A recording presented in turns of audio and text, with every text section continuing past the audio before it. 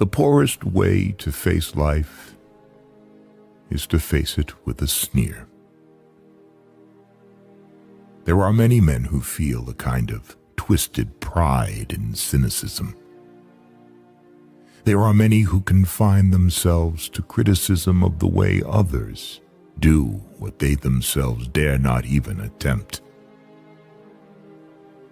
There is no more unhealthy being, no man less worthy of respect than he who either really holds or feigns to hold an attitude of sneering disbelief toward all that is great and lofty, whether in achievement or in that noble effort which, even if it fails, comes to second achievement.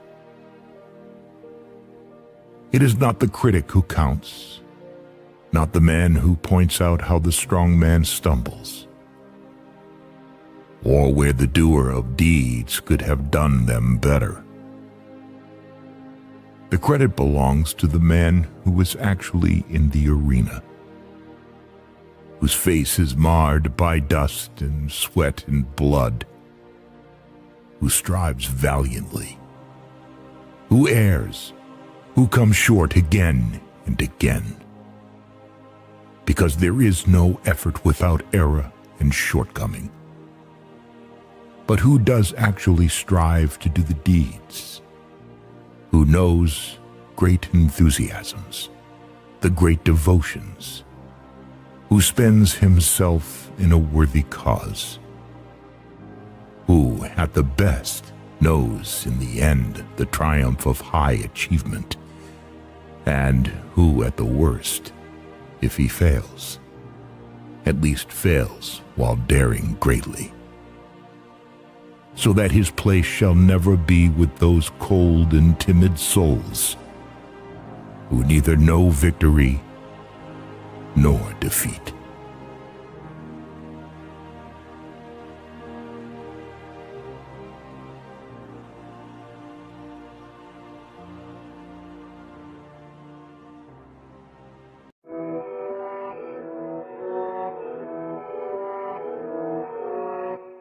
Ocean to Ocean is your late-night portal into the unknown, hosted by Hollis and Dan Smeriglio as a tribute to the legendary spirit of late-night radio, where curiosity leads and nothing is ever off the table. From sea to shining sea, we explore late-night mysteries that keep you questioning everything. Bigfoot lurking in the shadows, secrets hidden beneath Antarctica's ice, UFOs, government cover-ups, and truths long buried, psychics, angel readings, and messages from beyond. But this isn't just a throwback, it's our twist. Real talk, raw curiosity, a little humor, and a fearless dive into the topics most people won't touch. Some nights will make you think, some nights might give you chills, and some might just change the way you see the world. So tune in, stay curious, and keep your mind open, because from ocean to ocean, the conversation never sleeps. Found exclusively on the Voice of the People U.S.A. radio and television network.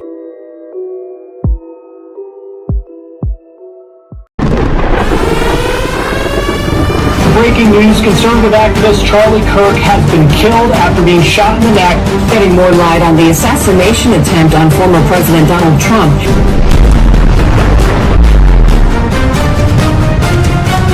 No Kings demonstrations around the country on immigration. To invite everybody in. The government shutdown. It's a government shutdown. It's a government shutdown. People on the right. He's slamming Republicans. Owen Schroyer is leaving InfoWars. You are a scammer. Israel.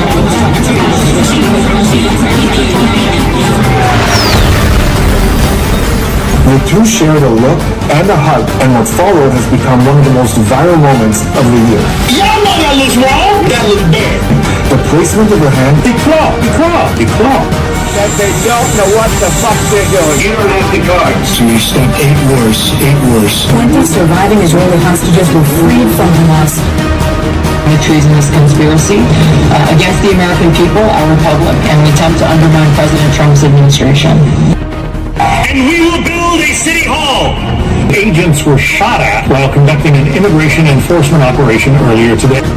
You gotta stop being so obsessed with Israel and so obsessed with the Jews. Israel derangement syndrome. I'm not going to stop talking about it. I'm talking about Israel. Israel. Jews. Israel. Why did they call us all Nazi. Nazi promoter.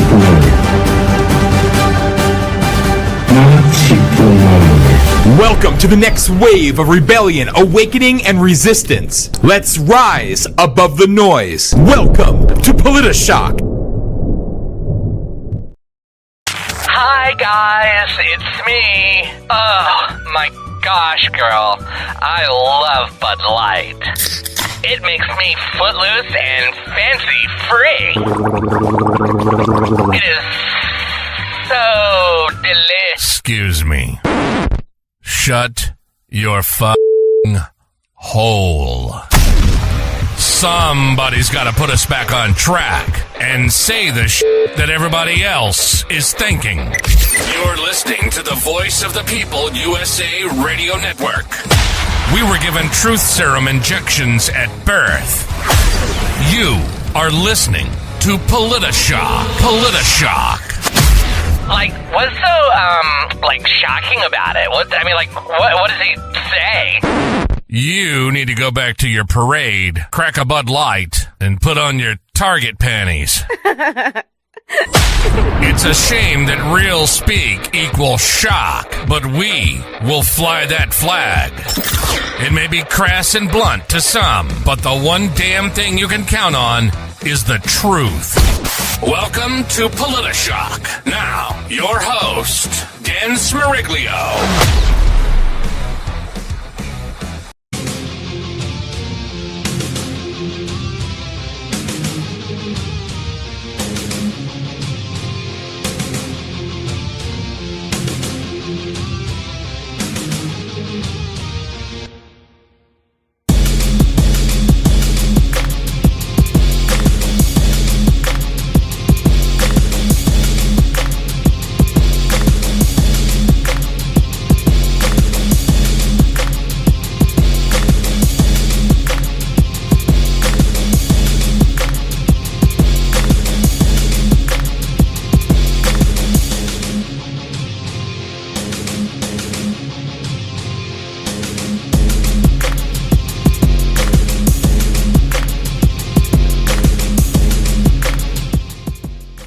I don't know about you, but I couldn't be more happy.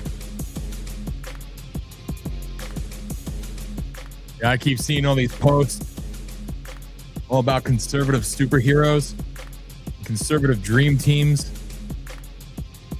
And I see Susan Collins leading the pack, Bobby Charles, two other old white guys. And I think to myself, man, it's so great to see the whole country rallying around the conservative cause in the great state of Maine.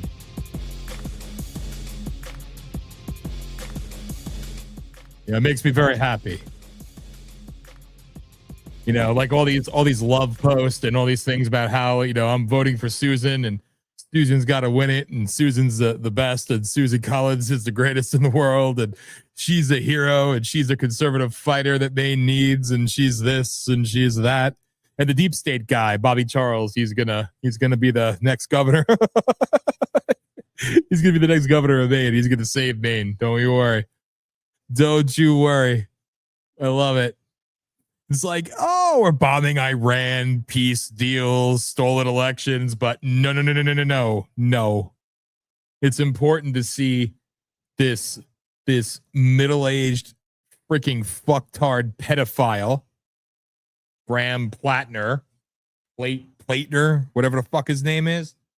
It's important to see him, and it's important to see Susan Collins, and it's important to see the love post. And feel very, very confident and feel very good and know that everything is going to be okay. That's all you need to know. It's all going to be okay. You know, it's amazing when you see these things like, hi, everybody. Like when you see these things, it's like, it seems a little bit in your face. It seems a little bit obvious, a little blatant, a little blunt. Like, we all knew this Nazi scumbag pedo was running for a long time, right? But, you know, they started talking about him right before the election, really, and giving him some, you know, credibility. Put him in the media. You know, he's a good guy. He's the one, don't you know? And Susan Collins is shitting her pants. She might be shitting her pants for other reasons, but I doubt it's because of that. Although it might come to find out that she's probably related to the fucking piece of shit. So, but no, and now it's like, you know, all we see is just, you know, these love posts, like love posts, people. It's amazing. As a taxpayer in Maine, I feel great knowing that the conservative rock star Susan Collins is going to save us. She's going to save us. So we're celebrating here. I don't think you can hear the music in the background, but we're celebrating. Rocking 60s music all day. We do that anyway, actually. But it's a party, people. Everything is going to be okay. I was told by people on X that it's all going to be good. And we got what we deserved, you know, and what we need. And we have the winning ticket. Don't you forget it. You know, it's almost as if, and according to somebody on X, you know, I mocked, you know, the one picture of like, you know, the conservative dream team. I had a laugh. I'm like, that's a conservative dream team. And somebody said, oh, because your butt hurt because they act, what are you doing to support them? All this other crap. Let me be blunt, nothing.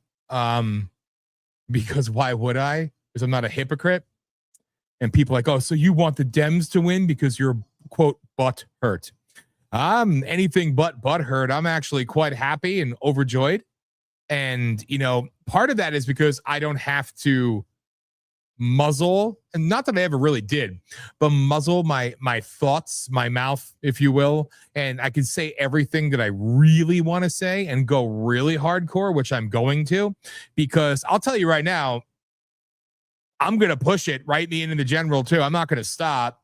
I'll never concede, even though they told me that I wasn't allowed to be in the primary before the date of signatures being due for no apparent reason. No, nothing. So, you know, that's a campaign violation right there. But nevertheless, that doesn't even matter. It's funny to hear somebody say that, you know, oh, well, you're jealous or you're butt hurt or something along those lines. Butt hurt.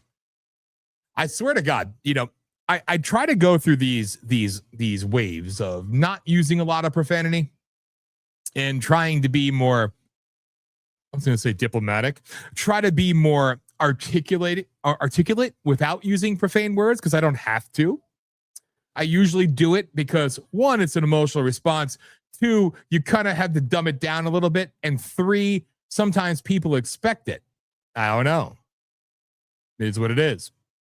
But it's moments like that where you just can't help but to say, you are a fucking idiot. And perhaps you need to look in the mirror. It's like these people that say, you know, and I did a lengthy post, very professional, no, not even degrading.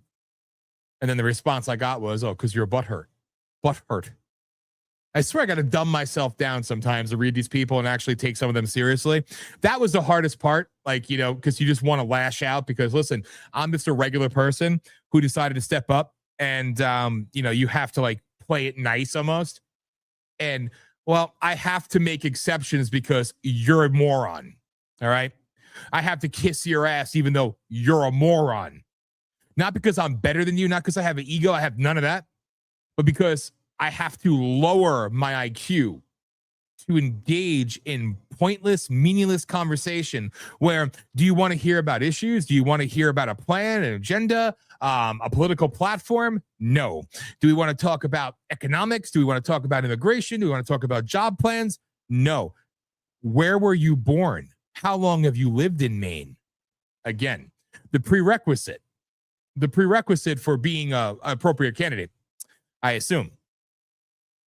So now it's great that I don't have to hold back any longer. Not that I ever truly did, but I could speak more freely about the scum and the many things that rot Maine to the core. And no, I don't want the Democrats to win. And again, these are stupid people, obviously, because they keep voting for their abusers. So they're Stockholm Syndrome anyway. So they're dumb people. Not all, but a lot. They're dumb. And usually the loudest voices in the room that are calling for like primary challengers and we need change and this and that, they're usually the dumbest of them all. They're the worst offenders of naivety to a level that you've never seen before, people. Okay. But you have to like literally sit there and just try to engage in conversation with these people. And you can't, because what should matter, you know, I say to you, I'm running because children are being trafficked, women are being trafficked, people are being suicided, land is being stolen, jobs are being stolen, drug trafficking and cartels are operating very successfully and very well and are long entrenched in the state of Maine. The other side of the border is complicit with it up north. I mean, it goes on and on and on and on and on. And you want to know what my potato credibility is. You'd rather talk spuds. I'd rather talk children going missing. You'd like to talk about where I was born. I'm talking about narco trafficking across our northern border. You asked me if I could speak French. I want to talk about transnational crimes against humanity, all taking place in Maine. This is what you have to deal with sometimes. That's okay. It's all right. And then I got to hear about, you know, the superheroes like the scumbags of the Maine Wire and all these other scum. And I really hate talking about this, but it doesn't bother me anymore. It actually it's a little bit vindicating. So again, this is my talk therapy, and you know, so I could just get away with it and just do what I do. But your Maine Wire is shit. Because if they were a credible news source, they would report on the countless, the troughs, I don't know, the ass loads of evidence, stories. They would talk about the victims, talk about the families, reaching out to them for help, for a voice, for an interview, for an investigation, but you get nothing. But they'll come out and do some hokey Tucker Carlson shit, or, you know, put out something and act like they're the biggest, baddest thing in the town. They're the voice of conservatism. And then you have people questioning whether I'm a real conservative. I mean, again, it's fine because I know that I'm dealing with a dumbed down masses. So again, you Google my name. I mean, they blacklisted me a long time ago, but, you know, and then they kill you and they try to erase you essentially. But they can't. So you can see my history, and it's been public for 20 years now. I'm anything but a Democrat, people. And it's kind of funny that people would insinuate that, but this is what they say. See, they're regurgitating talking points because it's what they do, right? So stupid people. And again, I want to preface this by saying not all.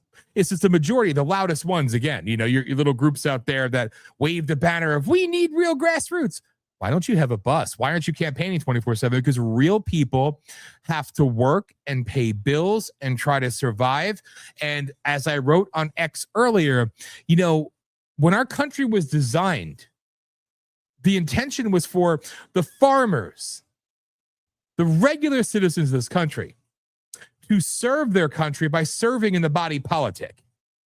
Representatives of the people, for the people, by the people, doing their time, essentially, because it was supposed to be a grounded approach. Is that what we have now? Where your expectations are, you need a bus, you need billboards, you need this, you need that. Oh, but then let's reverse it though. Then you go to your wet dream and everybody, you know, jerking off into the wind talking about what's his face in Los Angeles. Oh, the superhero. He does AI videos. Is he a cheap millionaire? I mean, he could hire a team. He's a celebrity. He's got millions of dollars, but he used AI videos. Fantastic. The opposite end of the spectrum here. Everybody jumps on board. Everybody loves it, right? And they put all this faith and this belief in him. And again, I said this with Josh, and we're going to talk about it later. But so I saw Pratt in a debate, and he sucked. I thought he absolutely sucked. You know, Josh, God love him, he tried to say, he goes, well, I think he answered the questions well. Where is this fluffed up actor in the videos hitting, talking tough? And then he's up there on stage like a freaking pussy. And I just don't get it. If you're going to bring the fire, bring the fire. If you're going to be real, be real. Otherwise, you're fake. So people want this AstroTurf grassroots, or they want grassroots that looks like everything mainstream. Right? That's my belief. So when a real person stands up, and again, this isn't an ego thing. Please believe. When a real person stands up, you don't even know what it looks like. And again, look at both sides of this, right? I announced in January of last year.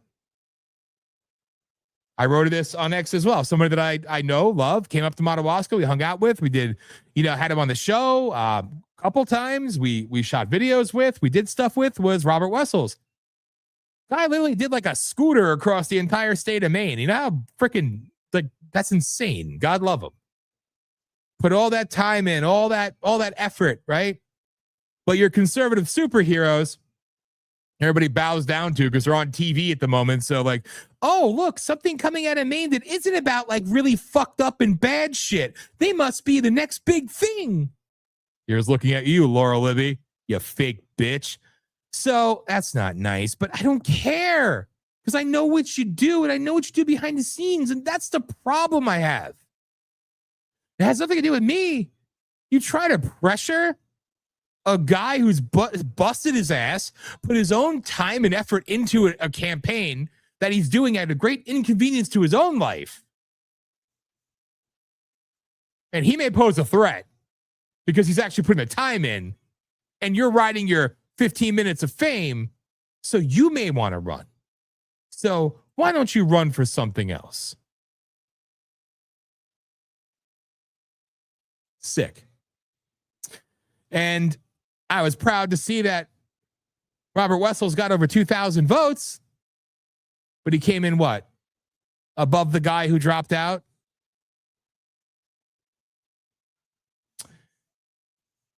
Because people want the illusion of who's going to save me. Who's going to be the hero like I see on TV or like I see in the movies or I see from my favorite douchebag, woke right asshole, talking to me in a podcast? Who's going to save me? Because when it comes down to saving yourself and taking control of your own destiny, that's too difficult. You have to put your time, your energy, your weight, whatever, money into those who already have money, those who already have everything in the world, but they pop up out of nowhere and they're your saviors. It's so cute and sad and insulting. So you have both ends of the spectrum. Wessels, a pro, not a politician, regular person. They called him, he said he's not a real Mainer either. He's been there for 30 years or something, but he wasn't born there. He told me that. I thought that was hilarious, actually. But nevertheless, all that time, all that effort, gracious as hell. But to get him.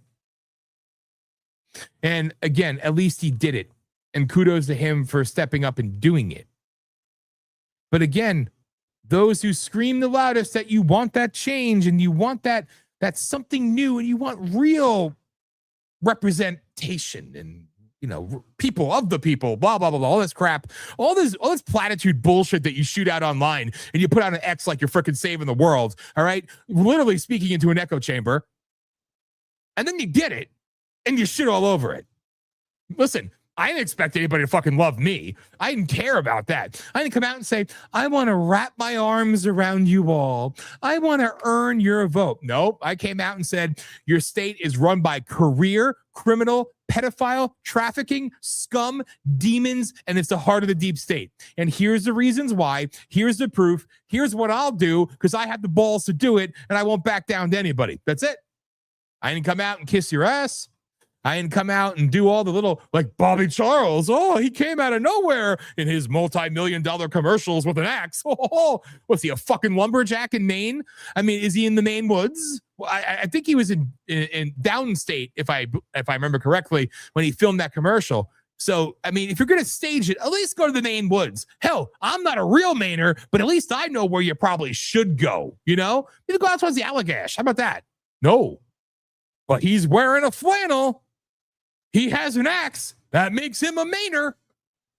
Did they shoot a commercial where he's on a boat fishing too? I have no idea. Looking like the fucking Long John Fisher deep state asshole.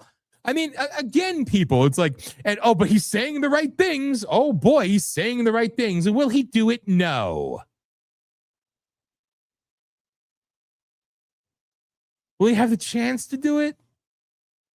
I mean, I have no idea who's going to win. I don't want the Democrats to win. But I also don't, there's no difference, right? But you see the psyop play out. You see it play out in front of you. Literally, you see more in the news right now about Maine than anything else going on in the world.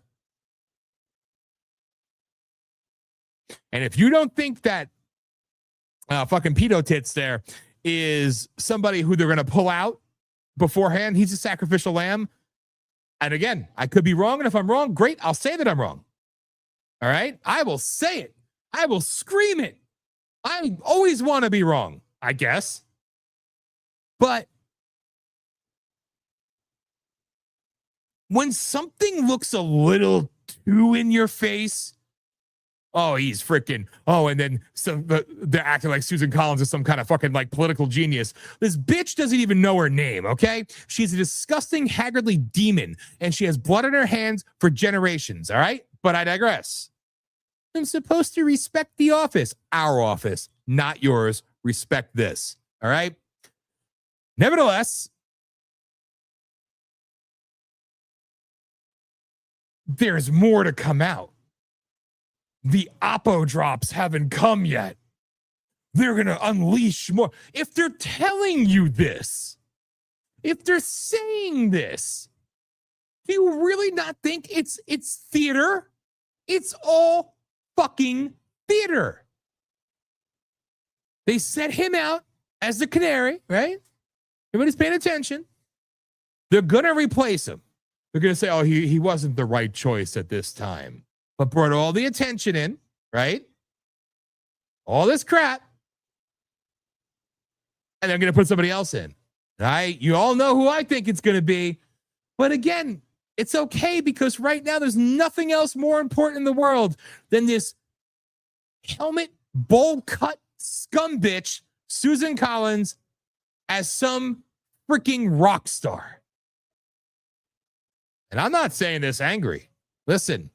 You all know I'm living in Ohio right now. I just happen to still own a house and pay taxes in Maine. You know, I like when people say, what have you done?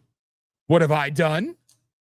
I had to give up our house, lost my career, but that's okay. You know, to stand up for a bunch of ungrateful people. And again, with the exception of the handful that I freaking love dearly. So I'm not an easy person to like. But again, I never came out and said, love me, like me. Accept me. I said, no. Give a voice to the voiceless. That's what it's always been about for me, and that's what it should always be about. But no, you have to not work. You have to campaign all the time. I was told this by the geniuses on X. Maine Twitter is even better. I enjoyed that. I call that Maine X, right?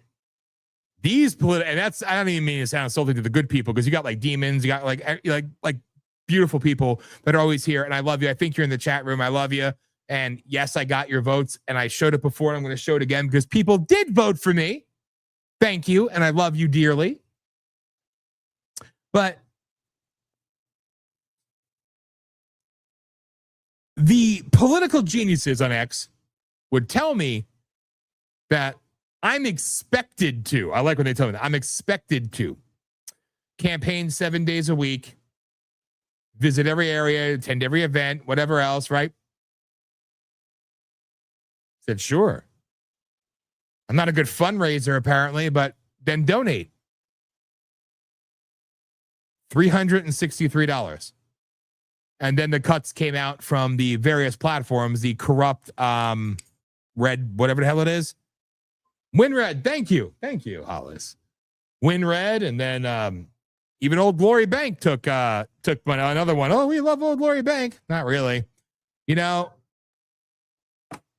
I sent the link, MAGA Lions. I sent the link. You know, but $361. And I'm not, listen, I'm grateful for every dollar. I am.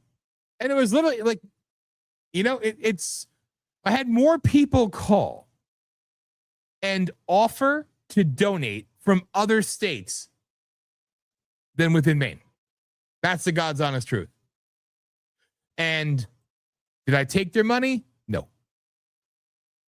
Because that would make me hypocritical, right? But I appreciated the fact that at least somebody cared. And I know some of you out there do. And I love you for it. And I'm not knocking you at all. And you know this about me already. But it's just a little too in your face when you have to be subjected to this nauseating bullshit. And again, where it looks so ungodly obvious in a way that I can't even describe. You know what? I got to send out another email. So enjoy this video. And I'm going to start talking at it in a moment. So a quick video because I'm a little fired up. But I'm not upset at all. I'm actually in a great mood because at the end of the day, life is good. God is great. My wife is great. I'm happy. So I'm thankful for the many blessings I do have and the people who did vote for me and the people who showed up and actually do give a shit. And I love you all. But the rest of it is just, it's just so like overwhelmingly sickening. You gotta admit. Anybody who's paid attention for even 2 minutes is like, damn, can you go anywhere without seeing and the whole campaign is we're gonna talk about the Nazi dude.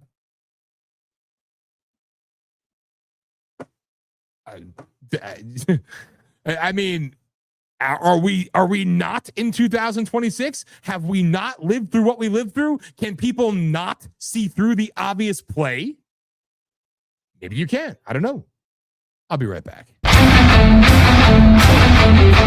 Hold them accountable.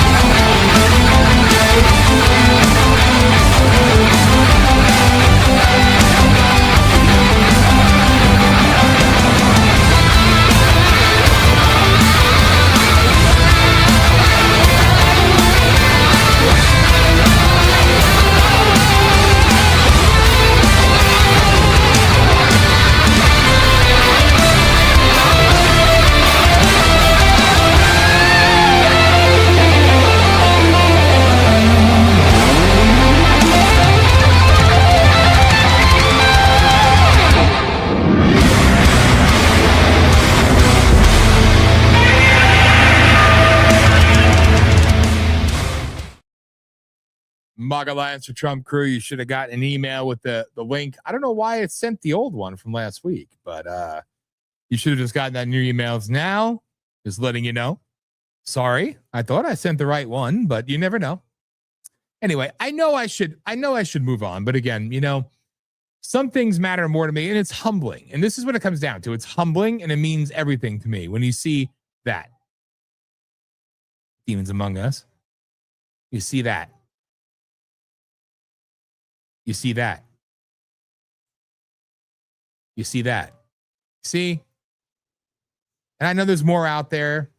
Believe me, they're going to do everything in their power not to tell you that I received votes, but I did. I know others have voted for me as well. I'm thinking there's supposed to be some roll call, whatever bullshit I've seen. I could probably find out by the end of next week in the Secretary of State's office, because that's trustworthy. But and some Portland Press Herald or whatever one it was, some Soros rag is also supposed to put in the write-in votes as well. So that's what I've been told.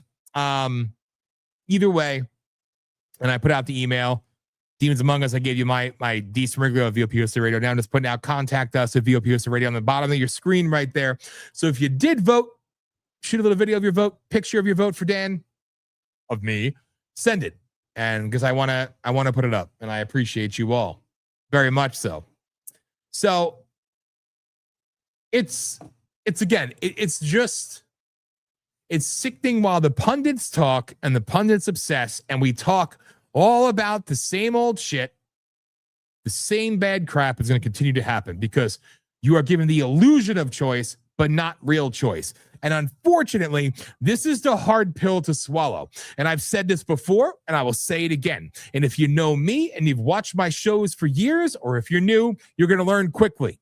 And I'm not a hypocrite. I fuck up, I'll say I fucked up, and I'll own it. I'll always own it, good, bad, right, wrong, or indifferent, because that's life, and that's what you should do, because integrity matters. But the only people that you have to blame, look in the mirror, point the finger at yourself, and say, I fucked up because I was cowardly, because I was weak, because I just accepted it's the best we can do.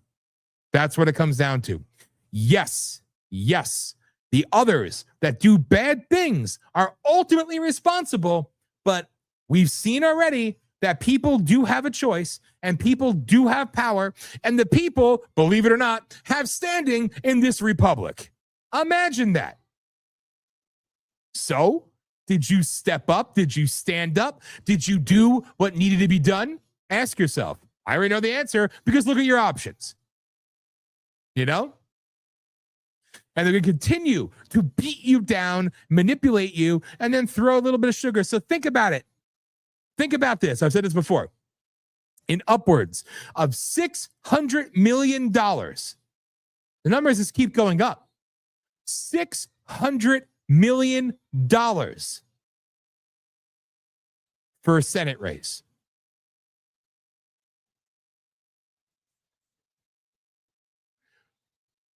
I raised $361. Your superhero, Susan Collins, comes in with $71 million in the bank already prior to the primary,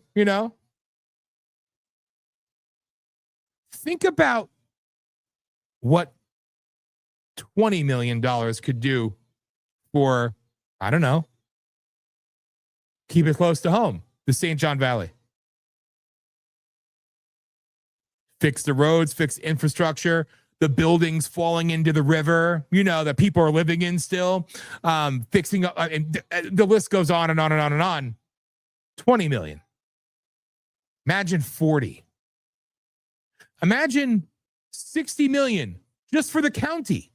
For those who don't know, the county is quite massive, okay? It encapsulates a lot of northern Maine. Think about what it could do. Think about what it could revitalize.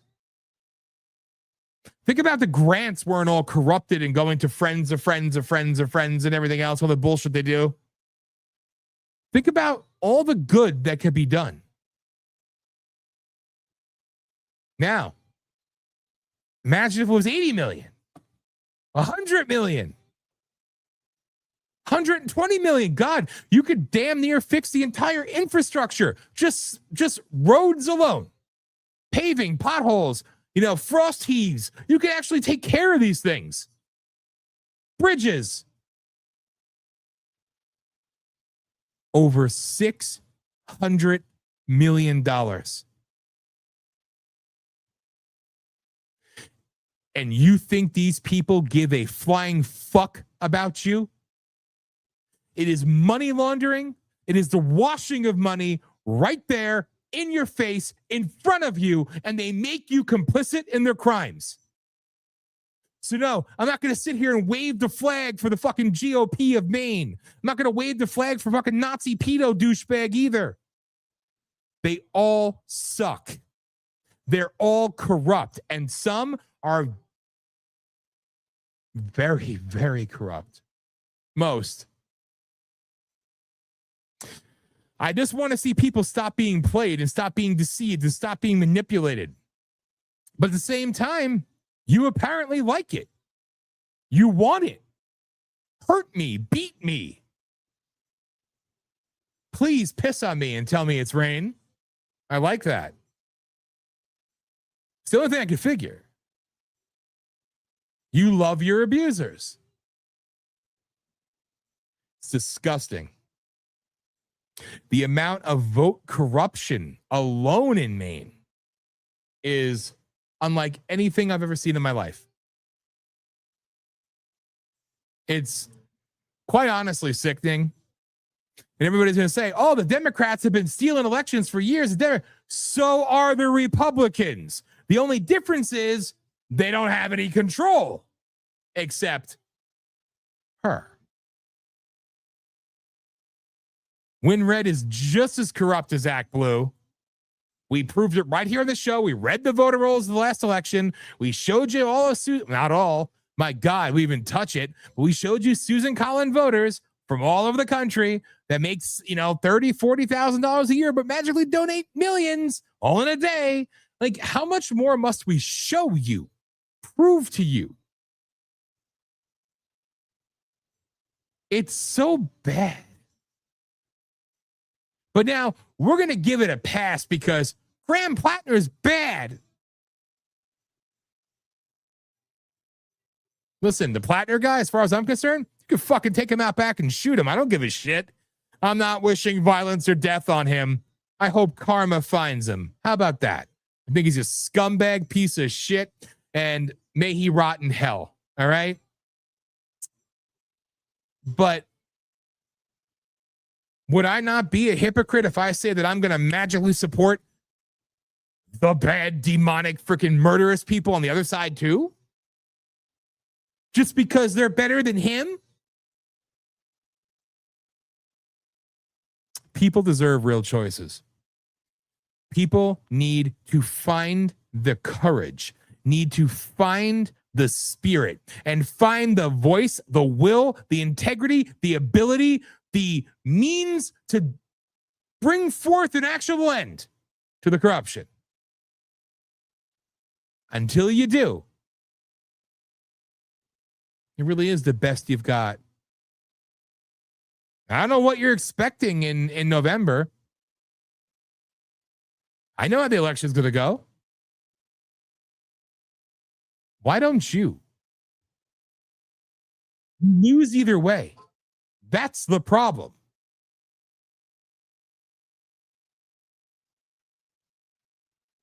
I have no idea why the link is not working.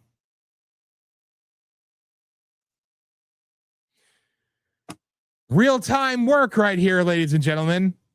I'm literally live in a studio on StreamYard, sending a link to invite people, and they can't join.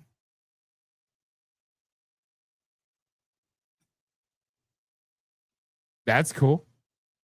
I have no workaround for that one. You gotta love it. This is what happens when you do things on your own.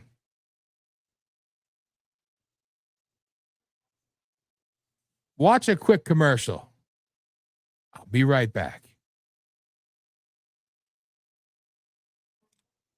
I have no idea what's happening. I keep sending a link to join the show, and they all say it's not working. I don't know. I don't know what you could do. I don't even know.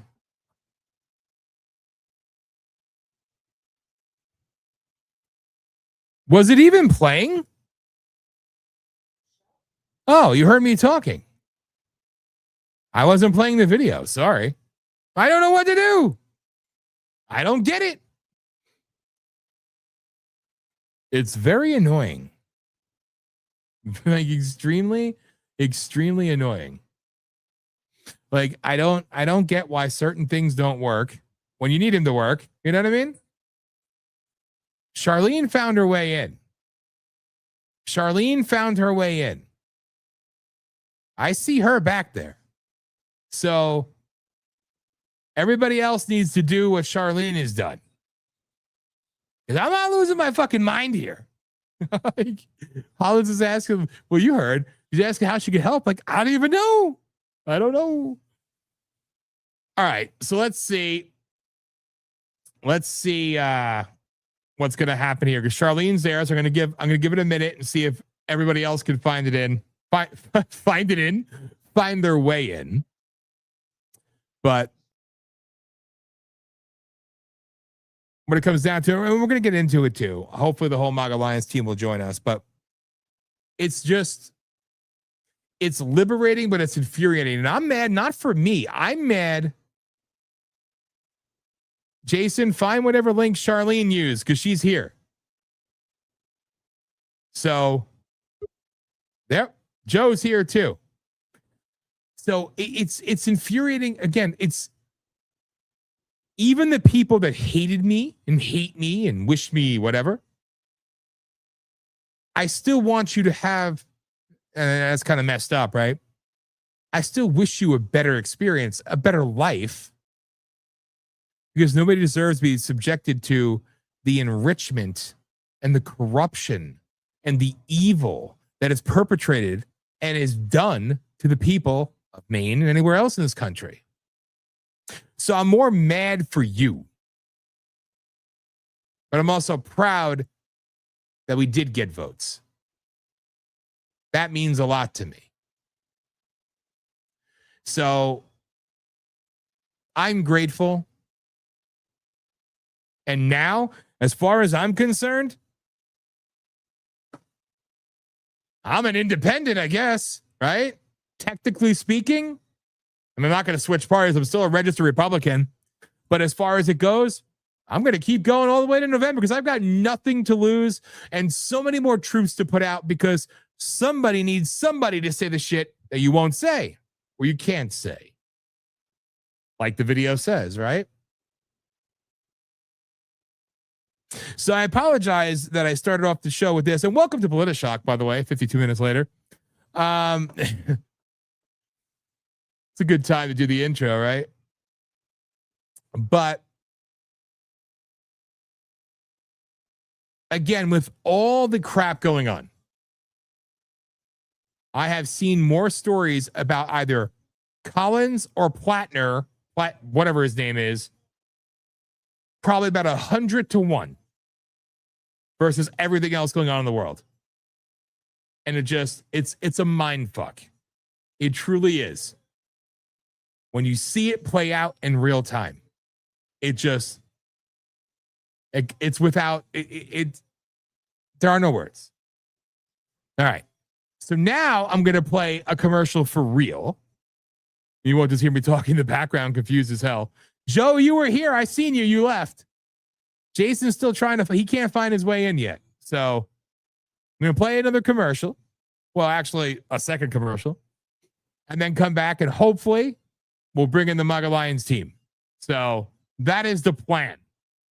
All right. So here, let's take you on a walk around Madawaska again in case you missed this. It's Maine centric since that's all that's going on in the world. It's all about Maine. That's it. Susan Collins is God, Plattner devil. It's just like, oh, God.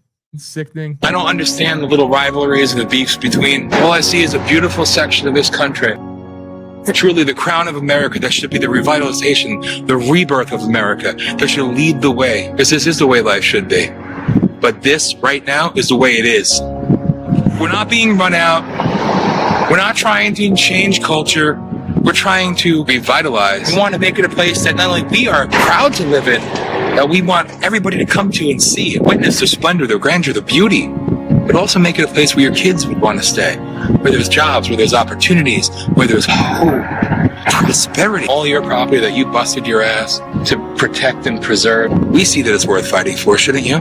When things have been allowed to go on for years and years and years, it's an abuse of power and it's an abuse of trust. You have to be public, you have to be loud, and you have to call it out.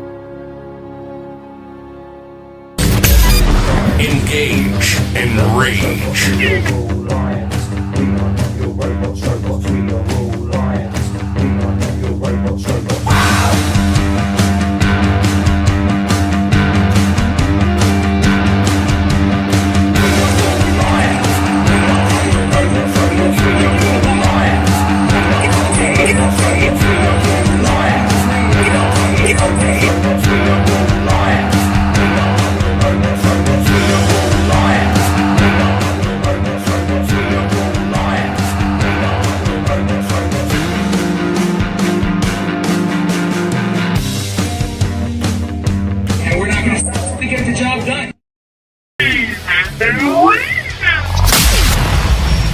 This is Voice of the People, USA Radio.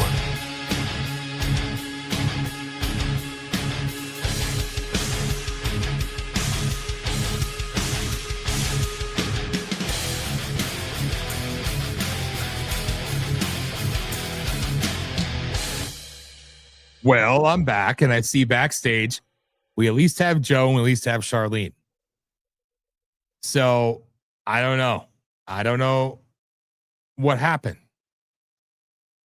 You know, it's not exactly like StreamYard is the best thing in the world either. It does kind of suck ass, and God knows, you know, the plan has always been to kind of do our own version of StreamYard, but, you know, it's expensive. And, you know, again, millions of you watch and millions of you don't do jack shit or donate anything because you're cheap.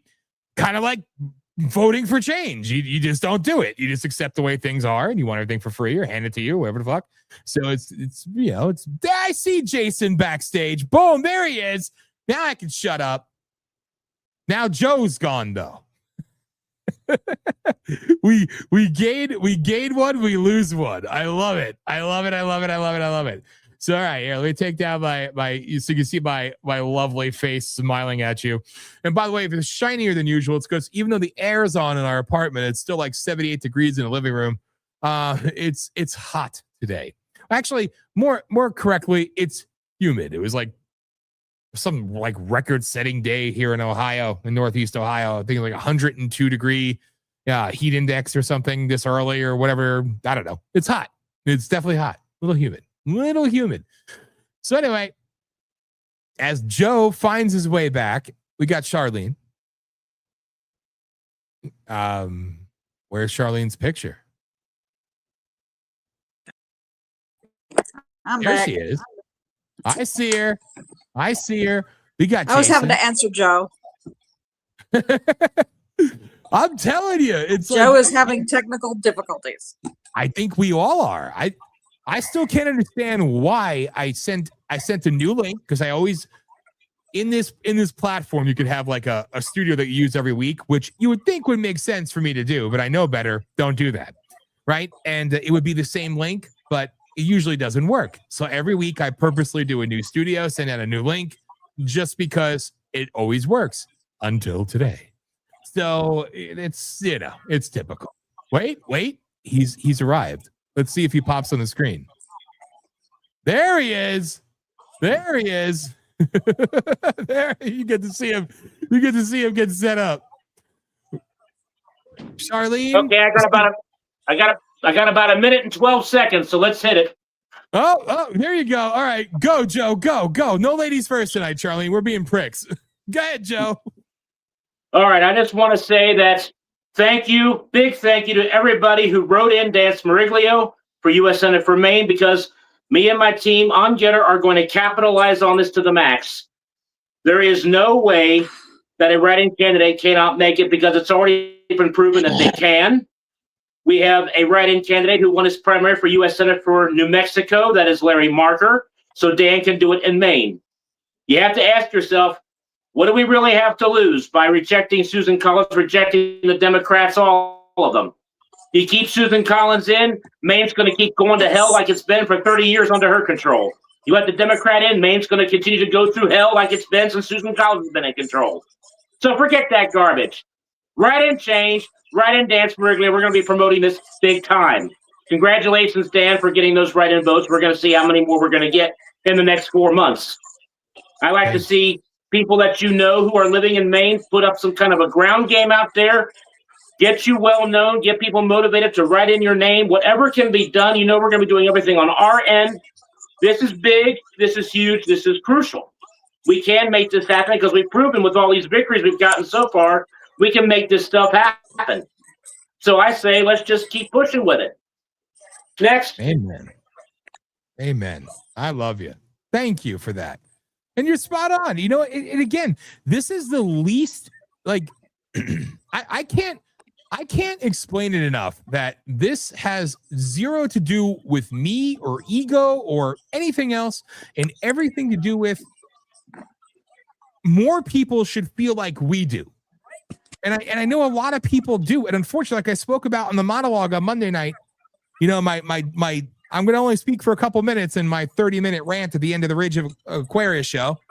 But like, you literally have a situation where you have people, and I don't fault them to a degree, but you have people, and I say this, and it sounds crazy, and I'm being heartfelt here. I'm not trying to be over dramatic. I'm not trying to do anything else in the world. I'm being sincere when I say this. You have people in such small towns that they are threatened. When we had our rally in Maine, it was the first rally after Trump's indictment. We had it set for months. It just so happened we were first in the country, right?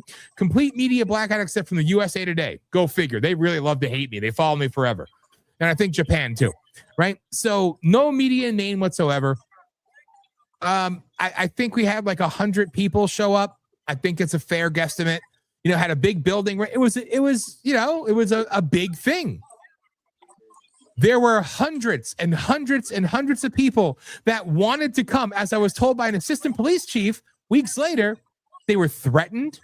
They said that they will lose their chaplains, whatever, in their church. They'll lose their job. They'll lose their place on a board. They'll lose, like, all these, so many things that you only see on TV, that you only hear about. Like, that doesn't really happen. It did. He said his guesstimate was anywhere from 400 to 600 people would have been there, but they were literally too scared to go because of the threats that were made against him. This is real. This is real. And I wasn't even announced. I didn't even announce I was running. I had no plan on running then. This is just a pro-America, pro-conservative. I invited all the GOP to bring all their candidates. Bring Austin Terrio, the hero, and all these other people. I said to the GOP, come, right? The GOP of the county, Aroostook County, GOP, they were the ones working with the Democrats, telling people to shut down the rally. Don't go to the rally. I'm an extremist. I'm profane. I'm vulgar. They tried to take the building away from me, the Knights of Columbus building that we rented and paid for. The guy who was there was a badass and said, I'm not doing that. I'm not shutting them down. For what? And literally, they were telling people these horror stories. I hadn't had a rally in 14 years at that point. And I literally did it as a way to celebrate Maine, celebrate Trump, celebrate America. And I invited every single conservative candidate, every single GOP member. Not a single solitary one of them showed up.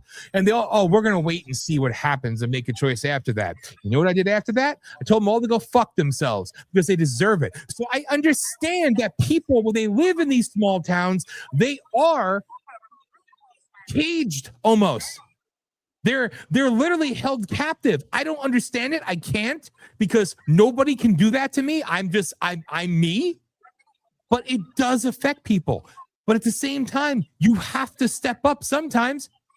I lost my career. I made well over $100,000 a year, and I lost it because I chose to stand up because I got sick to death of hearing about kids going missing and people being killed and seeing the videos of the cops turning their backs while the girl's in the car beating in the river, letting her die. This is real. I have the videos. I have all of it. How much more? How much more? And everybody knows it. We know what goes on in the trains. We know what's in the trains. We know, but everybody knows it. And they're too afraid. So, and that's why, my rally was this. Hell, we held the rally. My mom went into the ICU that day. It was like a thing, right? And then we were leaving there and going to the People's Convention. In between that, my mom went into hospice, though. And she made me promise that I would still go there. On the last day, I tried to get back from the People's Convention in Detroit. I was sitting in hospice for days, and she made me promise that I would go. I had to promise her. And we tried to get back. And on our trip back from Detroit to Northeast Pennsylvania, my mom died. I missed it doing this isn't some woe is me fucking story. It's called real life sacrifices for doing things, trying to put the message out, going to the People's Convention, not to promote VOP, to promote what's going on in Maine, trying to help people. And these pieces of shit, you're not one of us. What the fuck is one of you? What is one of you? Turning a blind eye to pedophiles, to murder, to trafficking, to fucking destruction, to death? And I'm not even pissed. I made these choices. But this is what you go through. And you have these fucking scum that I'm supposed to ass suck now. The GOP, the Maine GOP. Fuck every last one of them. Again, this is the true story. Do the research. The fucking chairman of the Maine GOP is literally a corrupt, dirty cop from Massachusetts that got booted, went to Maine, and now he's the arbiter of conservatism and prosperity and family. He's a piece of shit. So we have to hate the left. I hate the left. I know what they are. The right is worse. The pedo fucking scumbag, he's a plant. He's scum. He's a piece of shit. They want you to hate him right now. They want you focused on him to make their haggardly friggin', probably been dead for the last 10 years, corrupt, and literally responsible for deaths of people, for trafficking, for millions and millions of dollars gone missing. Susan Collins as this saint, this hero. But meanwhile, real people sacrifice, and it's not about me. It's about how much do you fucking take? And I know me. I knew who I am, what I do. I'm not going to sit back and take it. Families coming to us. Ben, Nick, Cindy, Mark, Arnold, all these people coming to us, telling us the story, showing us the evidence of what's gone on and what's done. And nobody cares. Oh, we care in silence. Well, I'm not good at being silent. So I stepped up, not because I wanted to do this shit. I hate everybody in the freaking Congress. I hate everybody in the Senate. I would be the biggest thorn in their side because I am not controlled. I actually understand what service means. Selfless service. Some people serve because they think it's going to benefit them in the future. It's going to look good. Oh, well, if I go join the military, some fucking desk job somewhere, all right? You all these different things. Well, this will look good on my resume. I didn't give a shit about that. When I was I wasn't even a writing. I got on the ballot for freaking Congress in Pennsylvania in 2008, 2010, because the people freaking drafted me and they got me on. They got thousands of signatures. I wasn't even running. That was the height of my little thing, right? Everybody, the GOP wanted to give me millions and I had all this opportunity. It wasn't about that. It was about doing the right thing. So I said, fuck it, I'm going to do it. I'm going to speak up.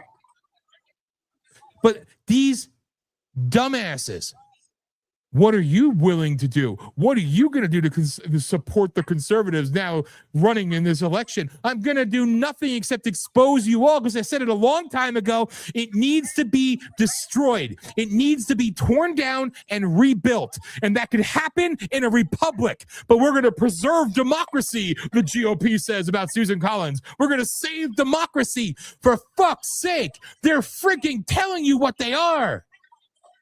Anybody who says democracy, they're your enemy. Sorry. It's And I'm not even mad. I'm honest to God not mad. If anything, it's invigorating to finally speak some things that I didn't talk about because it could be perceived as, and then I would go back and forth. Why do I give a shit about how I'm perceived? This is me. I've been public for 20 years almost. I'm weeks away from 20 years of doing this shit. There's video they could use against me, everything. I don't make any apologies for anything I've said, done, whatever. This is me living my life in the public eye, right? But I did it for the right reasons. So now I feel as if I don't have to hold back at all, because what have we got to lose? Everything. What have you got to gain? Well, everything. It's just that simple. I'm sorry. So Charlene, who wants to jump in there? I mean, I didn't mean to like grandstand here. It's just, maybe it's the heat getting to me. I don't know. I like to say one more thing before we go to the next person. I want to say, you said a very key phrase that I want to hit on here. Wait and see what happens.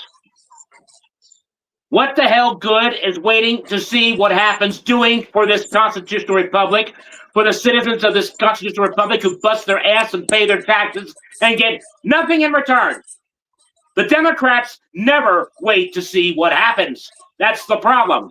Every single day, every single minute, they're looking to destroy this country. They never sleep. They never wait to see what happens. They're on the ground doing it, and we're sitting back waiting to see what happens. No, that's got to end. It has totally got to end. Just throw that phrase out. We have to fight, and we have to fight now. We have to act, and we have to act now. That's the whole thing. And I would also like to hit on a certain campaign ad that came up on the Getter sometime earlier today. Trying to watch it as though I never knew who Susan Collins really was. I listened to it.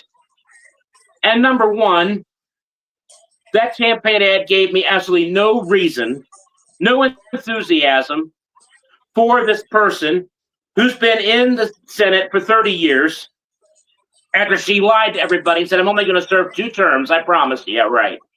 There's nothing motivating about that ad for anybody to vote for her. Nothing at all.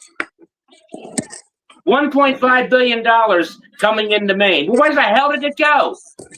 We saw a video live of Frenchville, Maine, by a very wonderful person who went through the motions to do that for us, to show us what's going on in that town. There's no $1.5 billion of progress being made there. There's hardly anything left there. We pretty much know where that $1.5 million have gone, but we know where it has not gone. It has not gone into the pocketbooks of the citizens of Maine, which is where it should have been. It hasn't gone into roads, it hasn't gone into utilities, it hasn't gone into anything. But this nonsense of waiting to see what happens. Children are going missing, not being found. Let's just wait and see what happens. Drug traffickers, child traffickers, pouring under the state all over the place, causing their chaos every single day without stopping. Well, let's just wait and see what happens. Now let's get a little common sense on the table. Write-in candidates can be a very progressive thing. As I said, one candidate already won a primary race. Well, he doesn't have to be the only one. There's going to be another one. And we're talking to that man right now, Dan Smeriglio, and I turn it back over to you. I love you, brother. Thank you. And you're spot on. You're so spot on. And I think people need to, and again, I left this comment from Demons Among Us right there, and I love you, and I thank you for your vote too. And this is what you see. And again, my whole life, I wanted to live in Maine. It's so fucked up, right? My whole life, I've never been there. And then, we go and buy our first house in Maine, and it's such a special, beautiful place, and I can't even describe it. And it's just being enshrouded by generations of darkness and corruption and death. And I've seen this everywhere I've gone. I've fought these demons in California and New York and all over this country. I've gone up against the worst of the worst. And it wasn't just familiar in Maine. It was the tip of the spear. in a place there that nobody would expect it. Imagine that. That's what they count on. They count on your compliance, your ignorance, your complacency. They count on you being so defeated and accepting of just the way that it is. That's how they enrich themselves. And yeah, the billions, realistically, that just never ended up in the state. It's okay. No big deal. But did you hear what Graham Plattner did on Kick? Yeah, the Democrats put up a pedophile with a Nazi tattoo who's a scumbag. And now we're supposed to think that the other one, this is how they rebrand in real time and they focus group it. And you see these people, such a great ad. I'm a Democrat. I'm voting for fucking. Oh, you're just jealous. I'm not jealous of shit. I don't even want to do it. I felt called to do it. Okay. Jealous? No, it's sickened by the naivety and the stupidity and the weakness that these people show and give them. They say, I'm ready, beat me again, shit on me again, hurt me again. I'm going to keep accepting it. And every single time when I have the chance to do something about it, I'm going to back down, roll over, and bow to my masters. That's it. You know, that's it. So thank you to Demons Among Us for actually calling and reporting it. And there's a lot of people in Maine that have done the same thing. Unfortunately, from your judges to your cops to your sheriffs to your Northern Border Patrol to a certain organization that crests between both borders up in the north and down to Portland with the blackmail boxes and the blackmail servers and the pedophile boxes and everything else, they enrich themselves far too much. And you report something like that and you have kids, they'll take your kids from you. They'll take your house from you. They'll lock you up. Love to get a friend named Ben on the show one day and hear his stories and what he's gone through. You want to hear about false imprisonment? You want to hear about torture? You want to hear about brutality, real police brutality? Huh?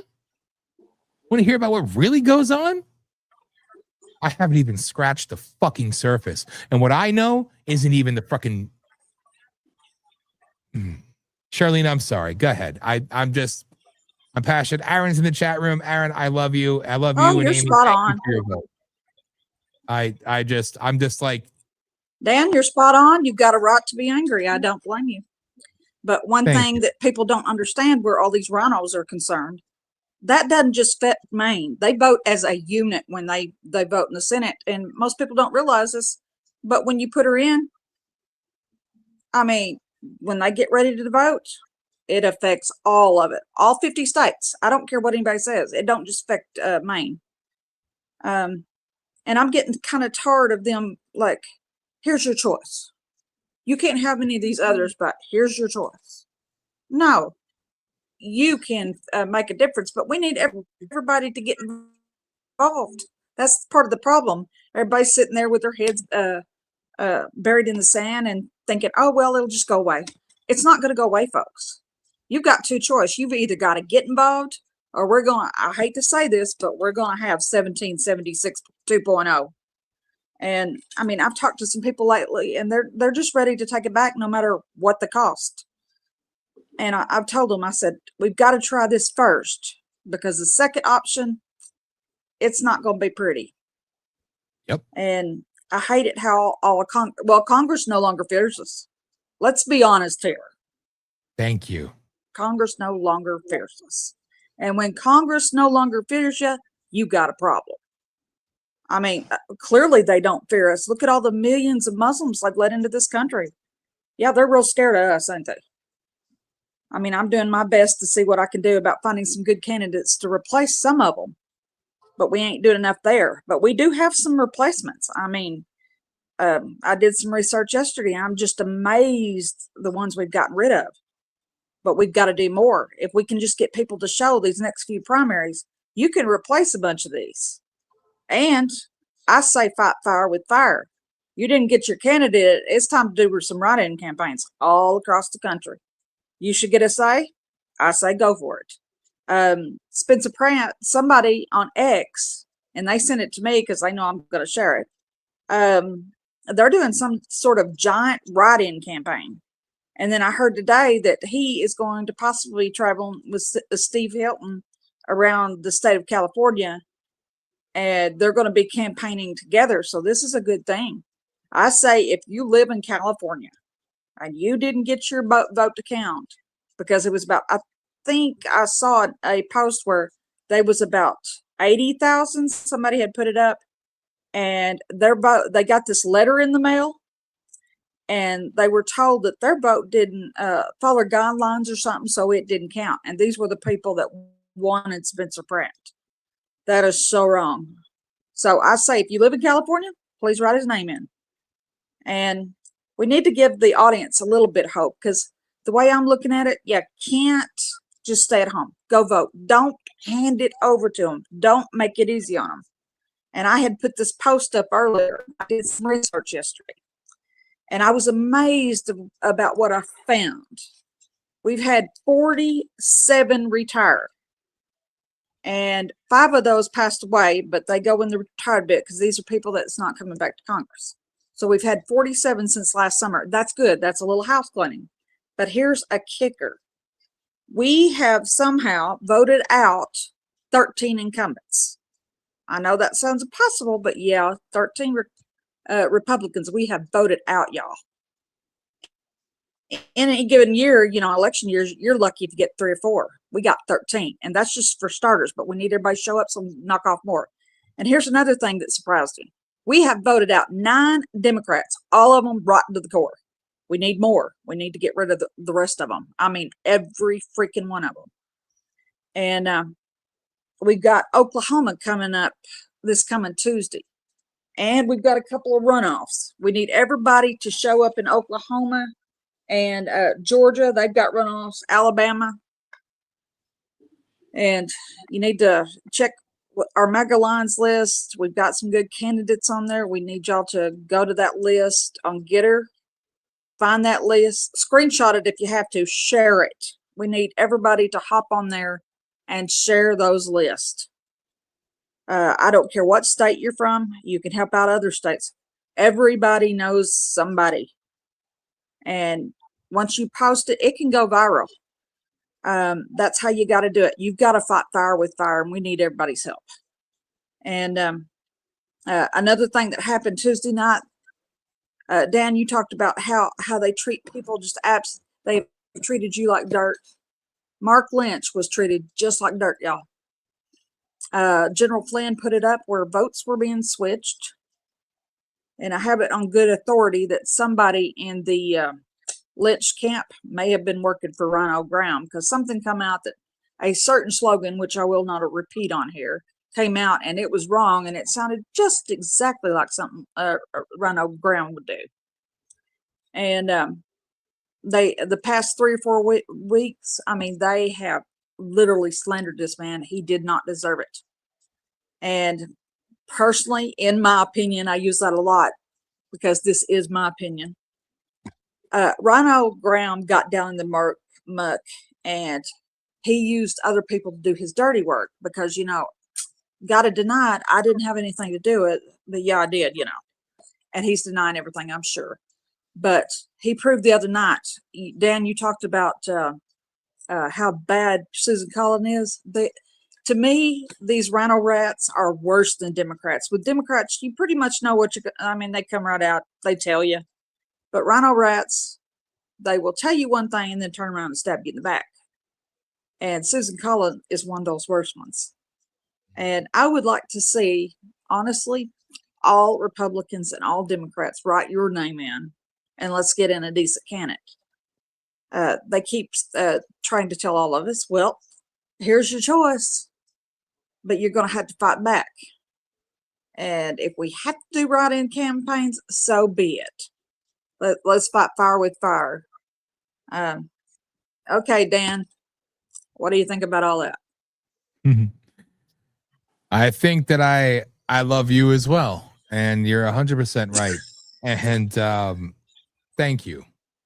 And what you say is so spot on. People need to feel empowered, And that's why we have such great effort, as we've spoken about now for weeks on end, to demoralize people and to make them feel hopeless. And then at the brink of their hopelessness, they try to reinstitute hope by using the same cast of demonic characters.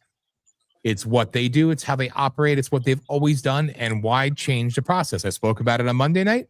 I spoke about it freaking in 2008. I spoke about it in 2012. I speak about it in 2016. I've spoken about it in 2019. I speak about it again in 2026. Why change it? It's the COVID analogy. You know, we tried Ebola, we tried everything else, but just use the flu. You know, it's okay. It works every time. And this is when they have this power, they have this hold, this grip over people, they're able to get the same results. And people just fall for it, hook, line, and sinker every single time. People, again, you know, it's, I don't even care. Like, I look at it like this. I've been hated by so much better, like so many better people I've been hated by. And I've come up with against such evil in this journey. But again, I'm guilty of being offended most by what they do to the good people, what they do to the innocent people, and even what they do to the stupid people who, you know what, you get what you deserve. But at the same time, you can't just sit back and take it. So the point of that is, yeah, you have to take the power into your own hands, because it's nauseating. And I'm using it as the example for obvious freaking reasons, but you can't say I'm wrong. What are you hearing about more in the news right now, these past 48 hours? Is it about Lindsey Graham? Is it about Iran? Is it about a peace deal? Is it about Israel? Is it about the Jews? Is it about anything? No, it's Susan Collins Graham-Plattner. Like this is what you're hearing about nonstop. It's like, wow, what's the end game here? What's the plan? Because they're going overboard. And remember, all these ads, every time you see one of the little social media, because they're too stupid, so you think. That's what people say. They're too dumb to use new technology. No, they're not. It's washing of money. So they said, we've already spent 2.1 since primary night, $2.1 million in social media ads promoting Susan Collins. 2.1 million. The Dilly Meme team showed you could do it for free in about 5 minutes. Hollis can do a better campaign than any of these paid fuckers, right? In maybe 20 minutes. It's washing of money, rinse, repeat. You know, it's the same cycle. They're throwing it in your face for a reason, because they know that you're dumb enough, you're weak enough, and you're feckless enough to allow it to continue. And again, it just happens to be something that means a little something to me. But when you're seeing this whitewashing going on live and in person, in your face all the time, crammed down your throat, you have to ask yourself, why? So instead of getting lost in the freaking minutia of, you know, well, what are we going to do? You know what you need to do. It's not just me. There's so many. Charlene nailed it. Joe nailed it. Write in who you want. Write in the candidates that at least speak up for the things that you care about, for the things that you confront on a day-to-day basis, that know what it's like to actually suffer and sacrifice and lose, have little victories, but still hold on to faith and still do it for the right reasons. We are out there. Show up. Back them. Even if they're not my favorite person. You know what? If they represent something that's better than what it is, maybe they're worthy of it. Because you could, put lipstick on a pig, right? You know what I mean? You could put powdered sugar on a fucking pile of dog shit. It's still dog shit. That's what they're doing. Except in the Maine dynamic, you have the steaming pile of shit with a Nazi tattoo and nipple rings and, you know, little children probably hiding in a closet. On the other side, you have another steaming pile of shit, but it looks pretty because there's powdered sugar on it now and an ugly ass bowl cut. She must be the good one. It's insulting. I'm insulted for you. It offends the intelligence. So if you have any pride, any integrity, any sense of maybe this doesn't feel right, doesn't look right, it doesn't seem right, do something about it. Well, I'm throwing my vote away. You're throwing your vote away anyway. because they do not represent you. So actually, by writing in who you want, that is casting the most meaningful vote one can possibly fucking cast. And Charlene said it perfectly. And I know you all know some people really, they're big on it and they think it matters. Maybe I'm black-pilled in this one or just reality-based. Congress doesn't fear us. The Senate doesn't fear us. Call your Senate. I hate it. I hate it. Call for what? If anything, they love it. They probably make money off of how many calls they receive or some bullshit, all right? It's literally a joke. They don't fear us. You know, when the government fears when the people fear their government, there's tyranny. When the government fears their people, there's liberty. Even though I just piss poorly said that, I love those words. That's what I remember that moment on January 6th, the great psyop, when I was out there and they said they evacuated Congress. I didn't think to myself, I already thought like, oh, wow, they're definitely, they're going to turn this into something that it's not. I remember thinking to myself, that one moment in time, I'm like, wow, even though I knew in my heart it was all for show and it's going to be used for something nefarious, I thought, this is one of the greatest moments, that one fleeting moment, and one little thing. As I turned around, I looked at the millions of people out there, and Congress is being evacuated. Even if it was fake, it was just that moment, little dopamine hit. They're afraid of us. That's the way it should be. I'm not saying violence. I'm not saying death, destruction. They should fear the people because we're their employers. We need to hold them accountable, and they should fear the repercussions of their action, their murder, their sex offenses, their cover-ups, their trafficking, their racketeering, their fraud, and everything they do. They should be held accountable, and we should be the arbiters of justice. With that, Jason, it's time for you to do what you do, my brother. Can I say one thing before we give it to Jason? Absolutely. Okay, Jason, I'll let you have it in just a second. One thing I forgot to add a while ago. We've got 20 people that decided to retire from Congress so that they could run for other offices, that watch and repeat thing you were talking about. Not all of them's bad, but I'll say at least 15 of them are, because 4 of them's Democrats. Well, 3 of them the other night lost their races. And I thought to myself, all the bad ones that's in that category, I would like to see all them lose their races because they just need to. They need to retire and move on. And with that, Jason, have at it. Okay. On Tuesday night, I'm going to explain about Mark Glitz on why he did not win.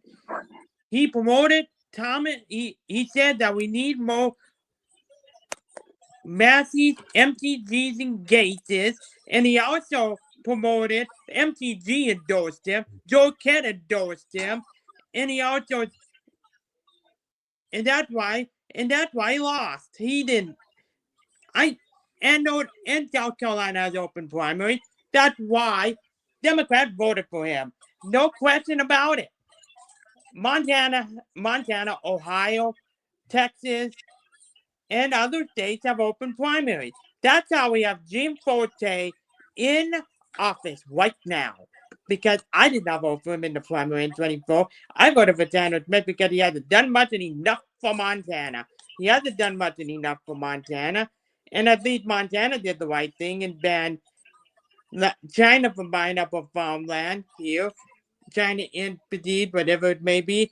And I am going to go off on Ken that when I get Tommy Tuberville, lawfare is what he is doing right now before our own eyes. He wants Tommy Tuberville's nomination and ballot. I call BS. It's BS what they're doing to that man. He is the one in the Senate that is speaking up about banning Sharia law. And earlier this year, he talked about the machines, that there were some people in Congress that were elected, they were selected. He talked about that. Last year, he talked about getting rid of the income tax, getting that down. he wants to get rid of the income tax, and he wants to abolish property taxes. He actually said that he wants to get rid of taxes. I don't like taxes. He wants to get rid of them. He is going to be a good governor and a great governor when he wins in November, and he's going to crush and destroy Doug Jones. He beat him in 2020. He'll do it again. Okay? He will beat Doug Jones again for governor of Alabama. He will do that again. And there's not really, I don't know if I'm going to endorse anybody for governor of South Carolina. Lesser of the two evils. I seen one comment that said that one person commented that I'm a Democrat. I voted all in the primary, but I'm voting in the runoff because I want the lesser of the two evils. BS. No, you don't, okay? You want a uniparty? Rhino in there. I endorse Nancy Mace, but okay, lost. I'm not endorsing anybody for that way.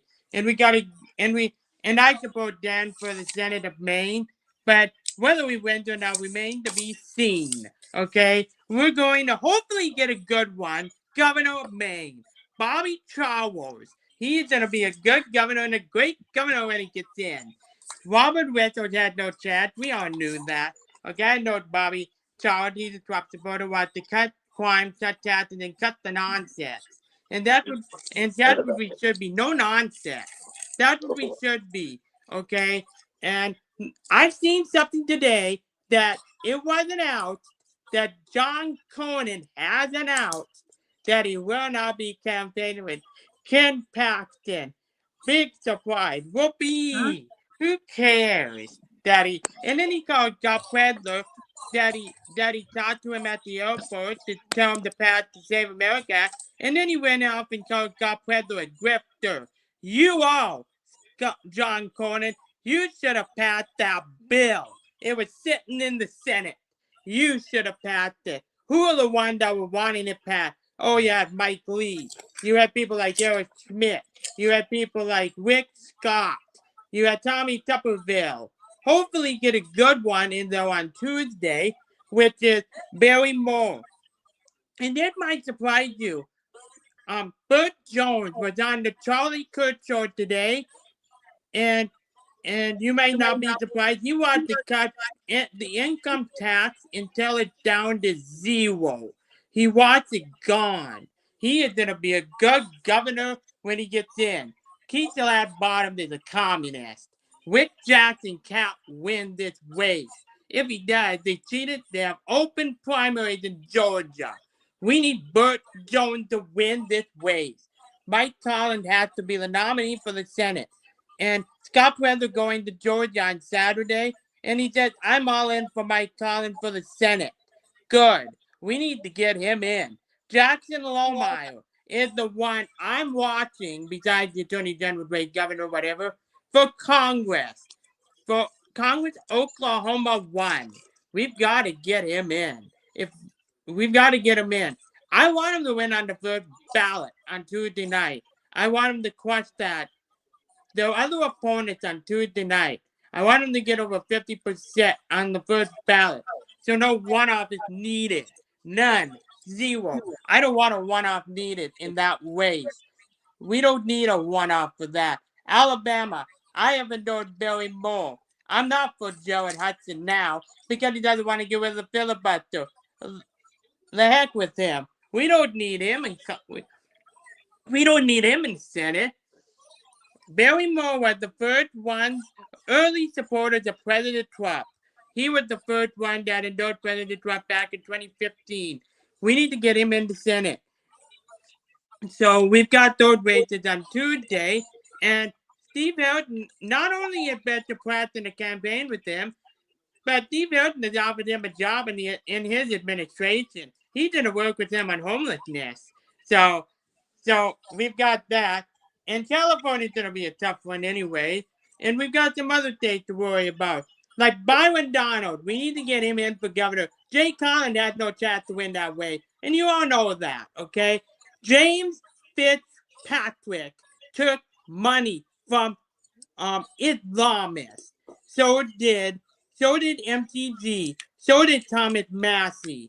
Clay Fuller took no money from Islamists. Randy Fine took no money from Islamists. Okay?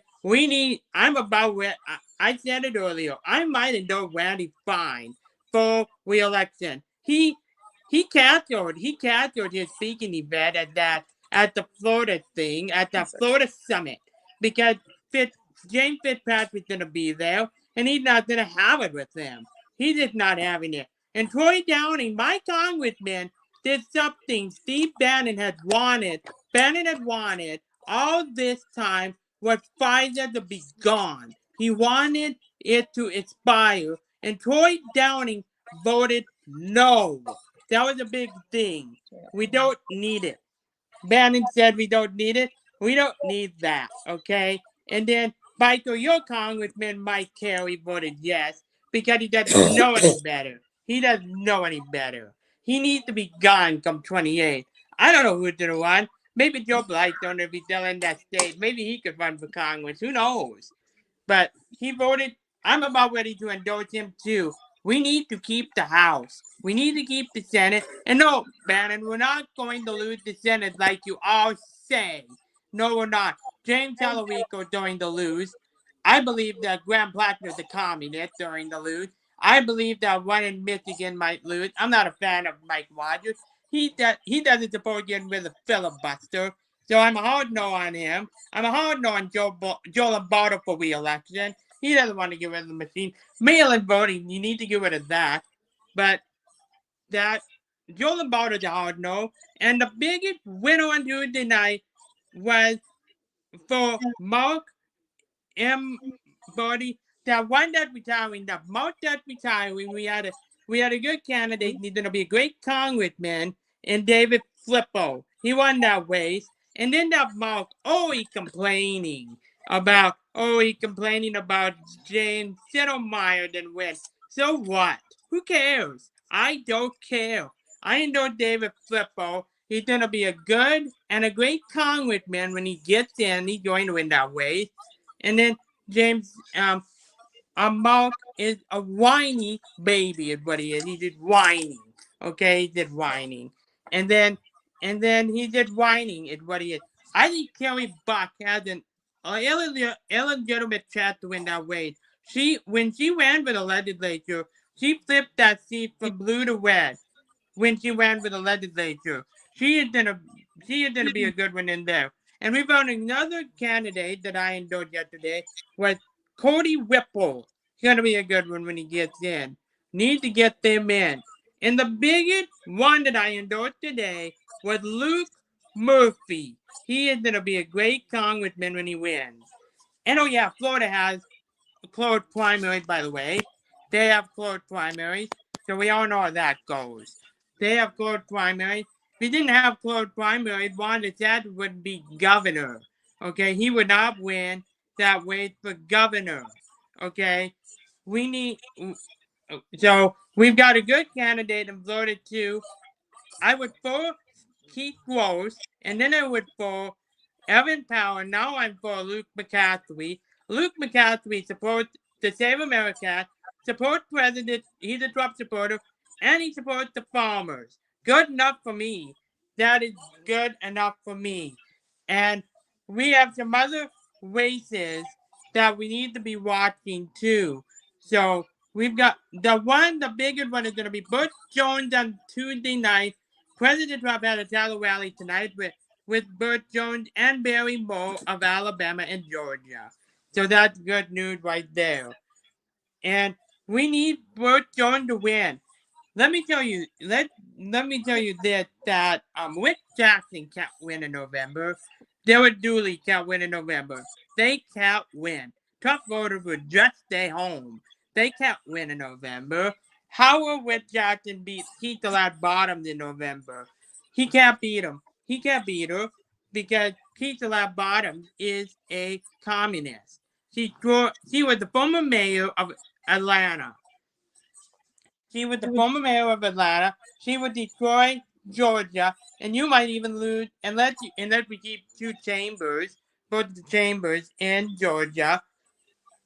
So we need Butch Jones to win that race on Tuesday night.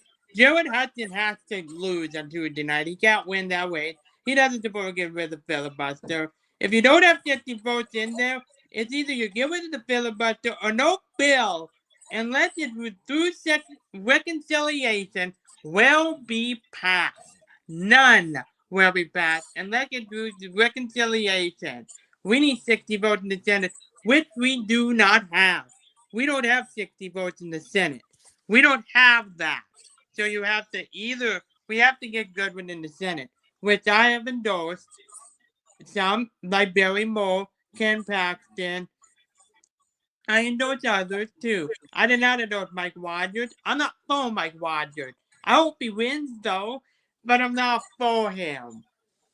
Do I want him to win? Yes, I do. Will I think he'll be a Uniparty Rhino? I do think he will be, because he doesn't want to get rid of the filibuster. I heard some bad things in 24 about him, that he was a Uniparty Rhino when he was in Congress.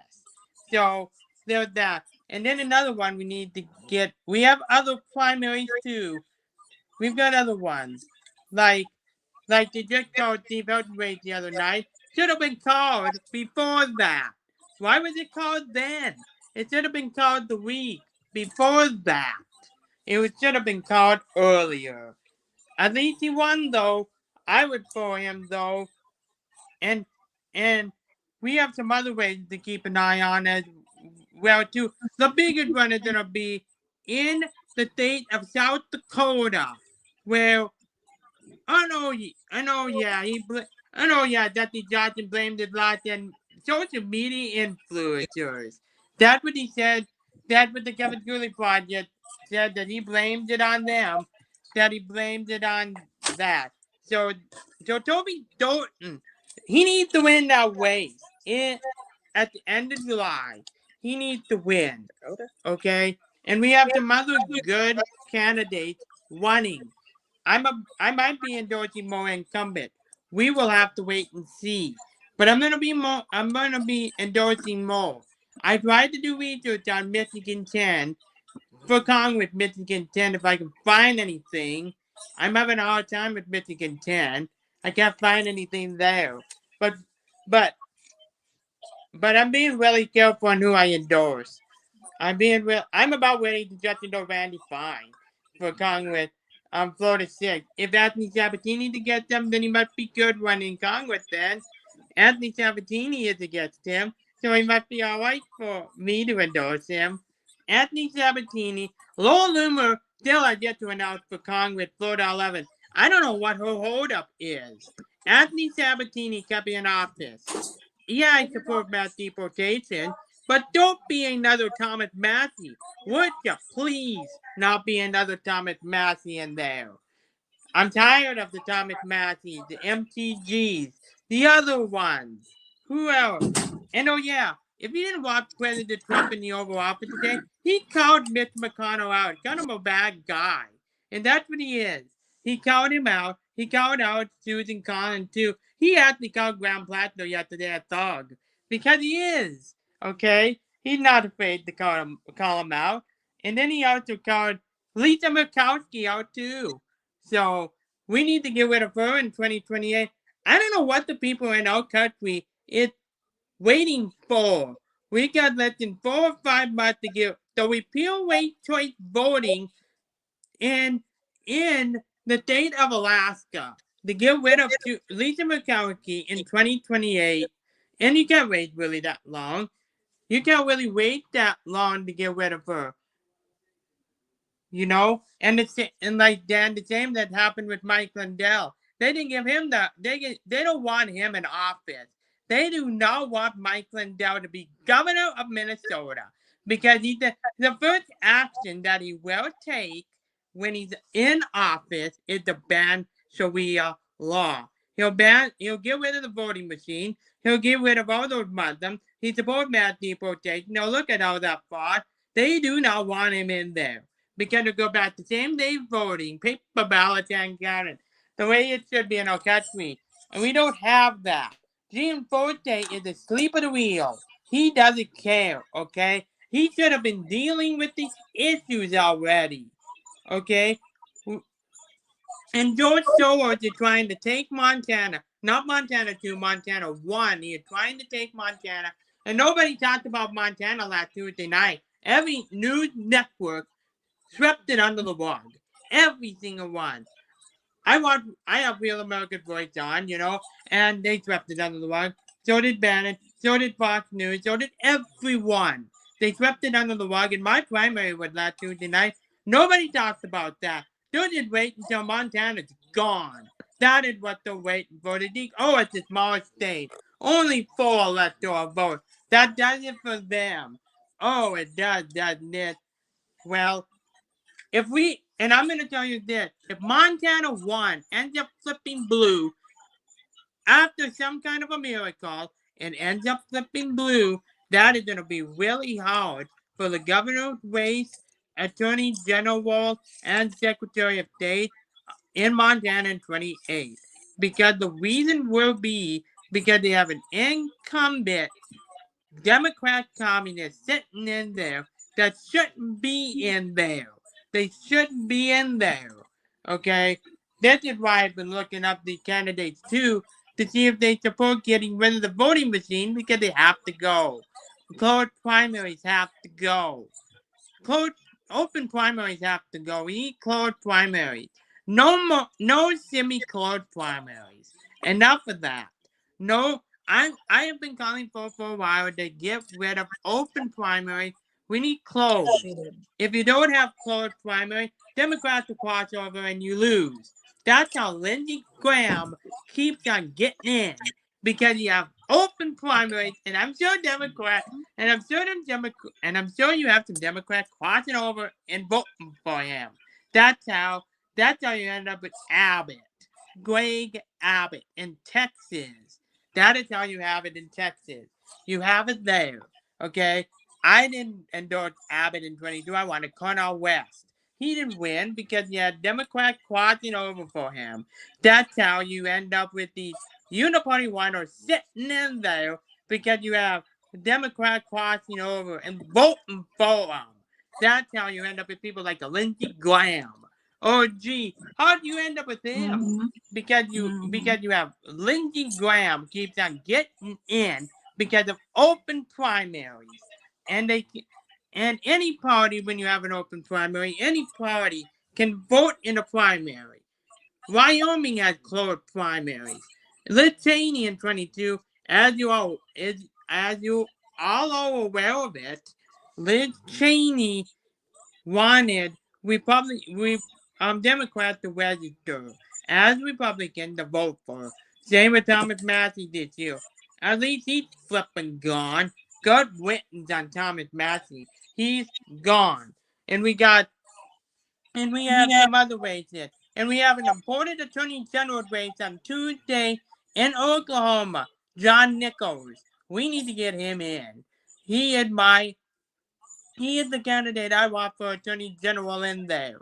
And we got some other one. Another one that's going to be really important is the one out of the Oklahoma Freedom Caucus. I can't remember if he's in the House or in the state Senate. But anyway, it's Dusty Devers. We need to get him in. We need to get him in the state. We need to re-elect him. He's been a good one in there. And we got some other ones coming up too.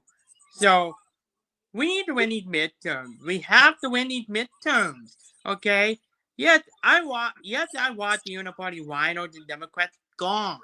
I want them all gone, but it is going to take some time. As much as we'd like to get them gone, we need an America First conservative and serious candidate to want to get them.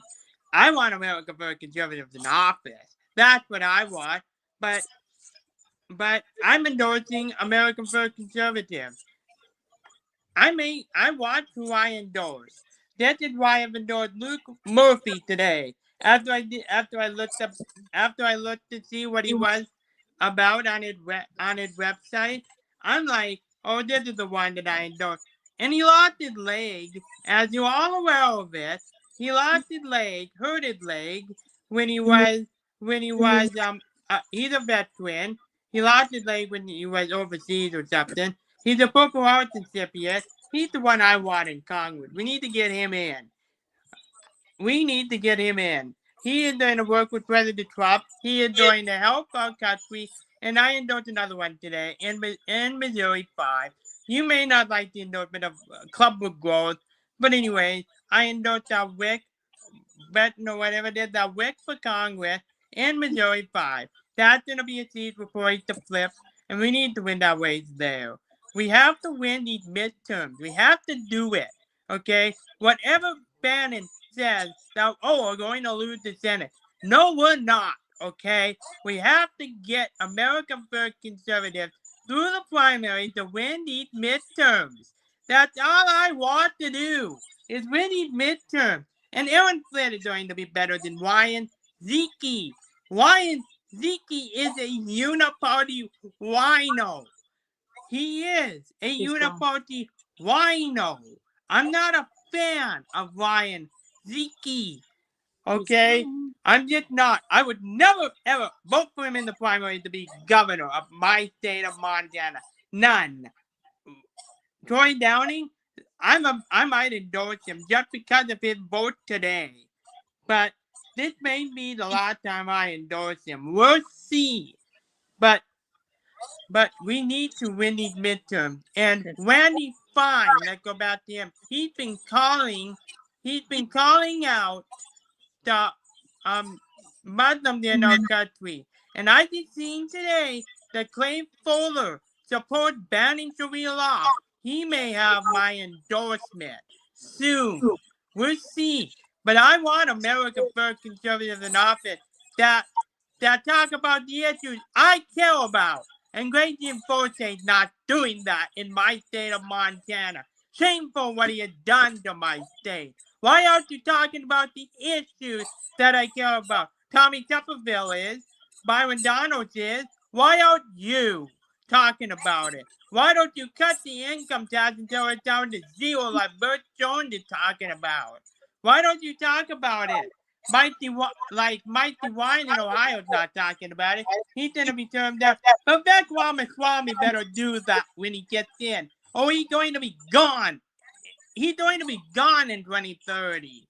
I've just had it with these Democrats. It's Phil Weiser in Colorado saying that he sued the Trump administration 66 times.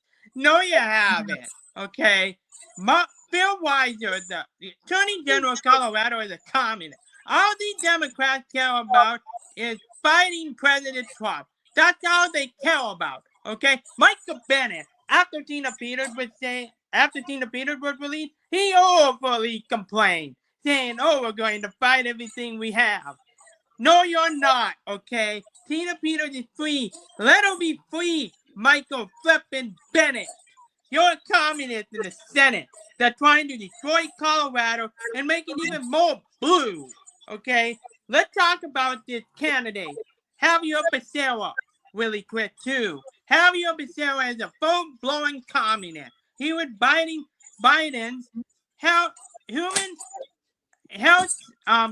he was in Biden's human health services. That is what he is. He's a communist. Saying, he needs to count every vote. No, you want to count every fake vote.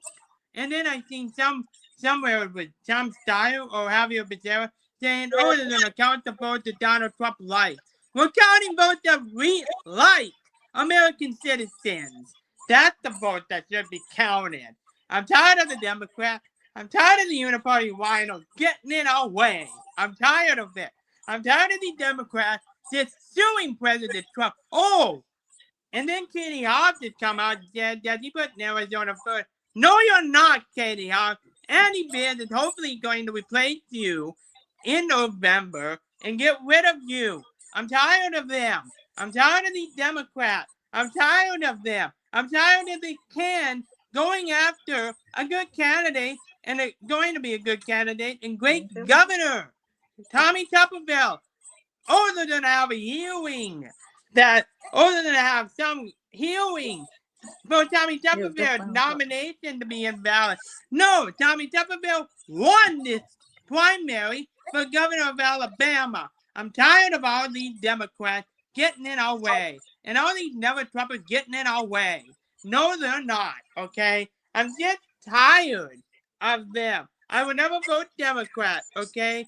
A lot of my candidates that I endorse, that I vote for in Montana, wins. They lose some and I win some, okay? But everyone that I voted for in the primary wins, okay? Everyone that I voted for won, okay? And I will not have it anymore, okay?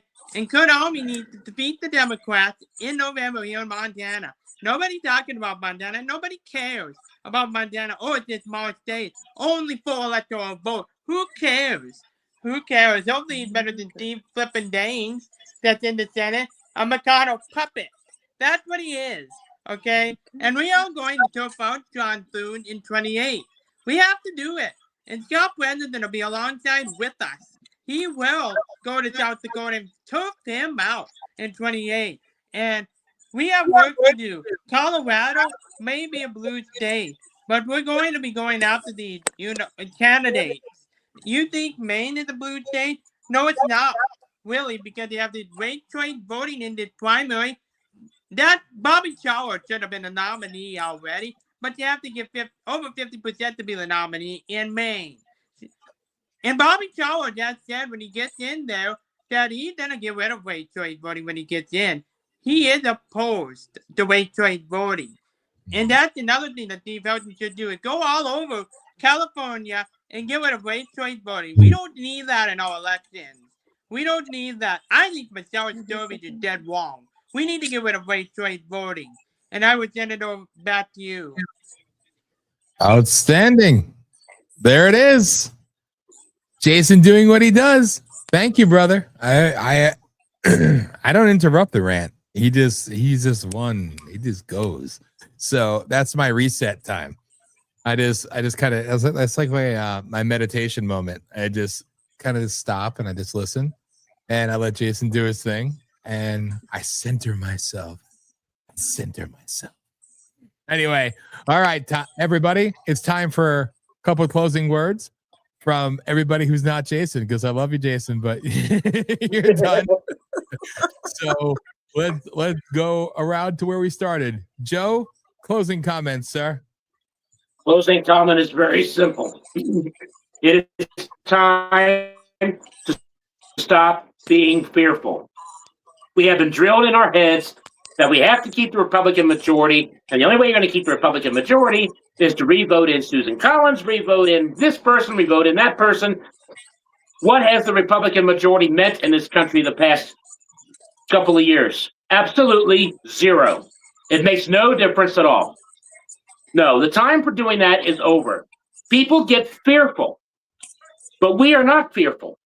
All of us on our team, we are not afraid to endorse an America First candidate against one of President Trump's endorsements for a uniparty rhino.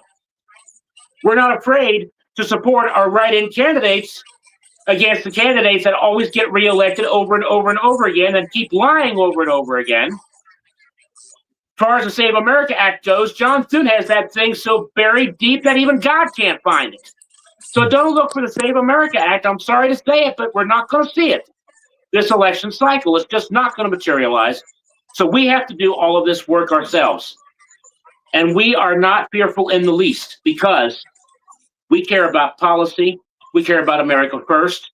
And we're going to do everything we have to fight for the right people. No matter how unpopular they may be, I'm not worried about how popular they can get. I'm concerned about what they stand for. And we're going to make sure that their names get out there. And that's why we work so hard doing what we do. And nobody's paying us to do this work. We don't want the money. We have a rule here. No money allowed. Don't send us donations. We don't have any PACs set up. We're not paid by any candidate to endorse them. Nothing. Nada. I spend sometimes 3 o'clock in the morning. When I wake up, I'll light up a cigarette, get my list pages out, rewrite a couple of pages, research a couple of candidates. Doesn't bother me at all. I love doing it. I was not well enough to serve in the military when I was younger, but I found another way to serve my country. That's what it's all about, serving our country. So quit being fearful about keeping the majority. You feel you need to vote for a write-in candidate, then write that candidate in. We have to say, hey, They're supposed to work for us. We're not supposed to work for them. Well, we got to act like they work for us. We write in the people we know who are going to work for us and screw the ones that say, well, you have to vote for me to keep the majority. The majority is not worth anything if we have to vote you scums in again. And we're just not going to do it. So write in change, write in Dance Mariglio, turn it to the next person. Amen. Love you, bro. Starlene, you are the final word. Well, one, everybody get out and vote. And I am so sick of hearing all these people, well, we got to keep majority. Well, has anybody learned anything in the last 16 months? Have these people, I can't think of one thing that really offhand that they did for the American people. They talk about the big, beautiful bill, but there was so much pork in it, you could have squeezed out the fat. Yeah. I would tell everybody, go research your candidates.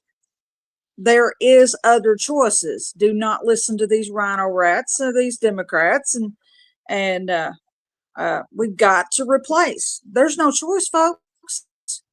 If we go in with these same ones that we've got right now, I promise you it's going to be the same thing in 2 years, and the Democrats are going to find some sleazy way to take over the country. You're going to have to fight fire, and you're going to have to fight back. That means you've got to get involved, and you got to go vote. I'll end it with that. Beautifully stated. MAGA Alliance for Trump. I love you all, and I thank you all, and also for putting up with my little impassionate speech there and dealing with the technical difficulties that I didn't have this time. It wasn't me. It was StreamYard's fault. But I love you all. As always, thank you for all that you do. And, you know, Jason, you just get ready for next week. You're already ready to go. He's probably got his whole monologue done for next week already. He's probably working on like 2 weeks from now. He's just like ready to attack. But I love you guys, and God bless you all. And as always, I will see you next week. I'll see you. I'm sure you'll be in the room on Sunday night during the Rage of Aquarius. And I love you all. So thank you. Good night. God bless. And I really appreciate the support. Everybody, support them on Getter. Links in the description. And keep doing God's work. I love you guys. Love you too, man. We're going to God keep bless pushing you you all. out Good there. We're night, going to keep pushing you out there. Amen. Thank you, everybody. And there they go, ladies and gentlemen. That was one of my favorite segments of the week, always. The MAGA Alliance for Trump. Again, we were going to do it as a, every now and again thing, and it's just a weekly occurrence because the people like it and they want it, and I love it. So thank you for what they do. And I did not ask them to do such glowing endorsements of me either.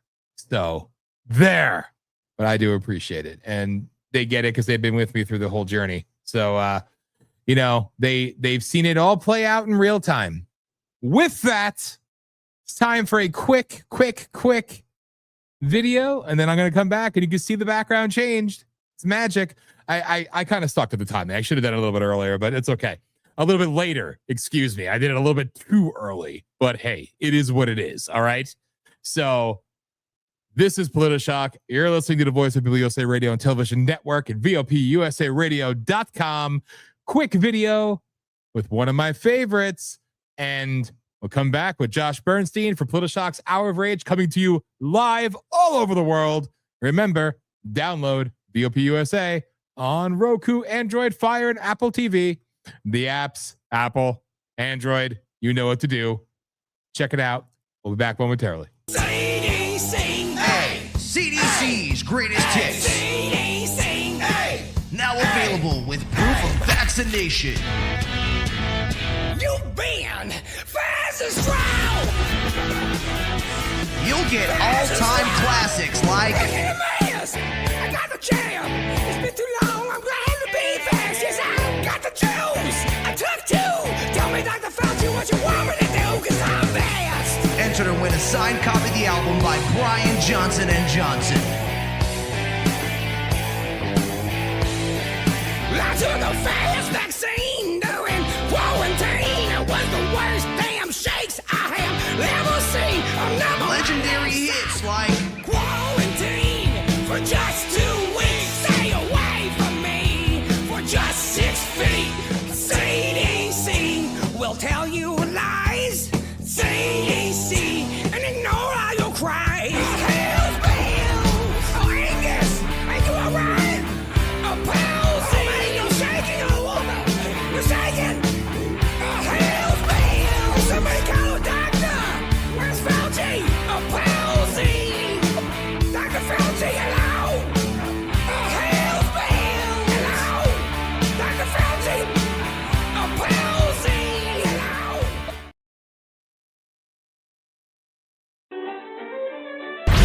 Are you a whining, sniveling little apologist? Are you a psycho-babbling snowflake? Part of the victim culture and all of the global elite that want to destroy our God-given freedoms? Are you a pussy? If so, turn it up, because we love pissing you off. This is Voice of the People USA Radio. Engage and rage. Pure, unadulterated truth guaranteed. This is Voice of the People USA Radio. And this is Dan Smeriglio.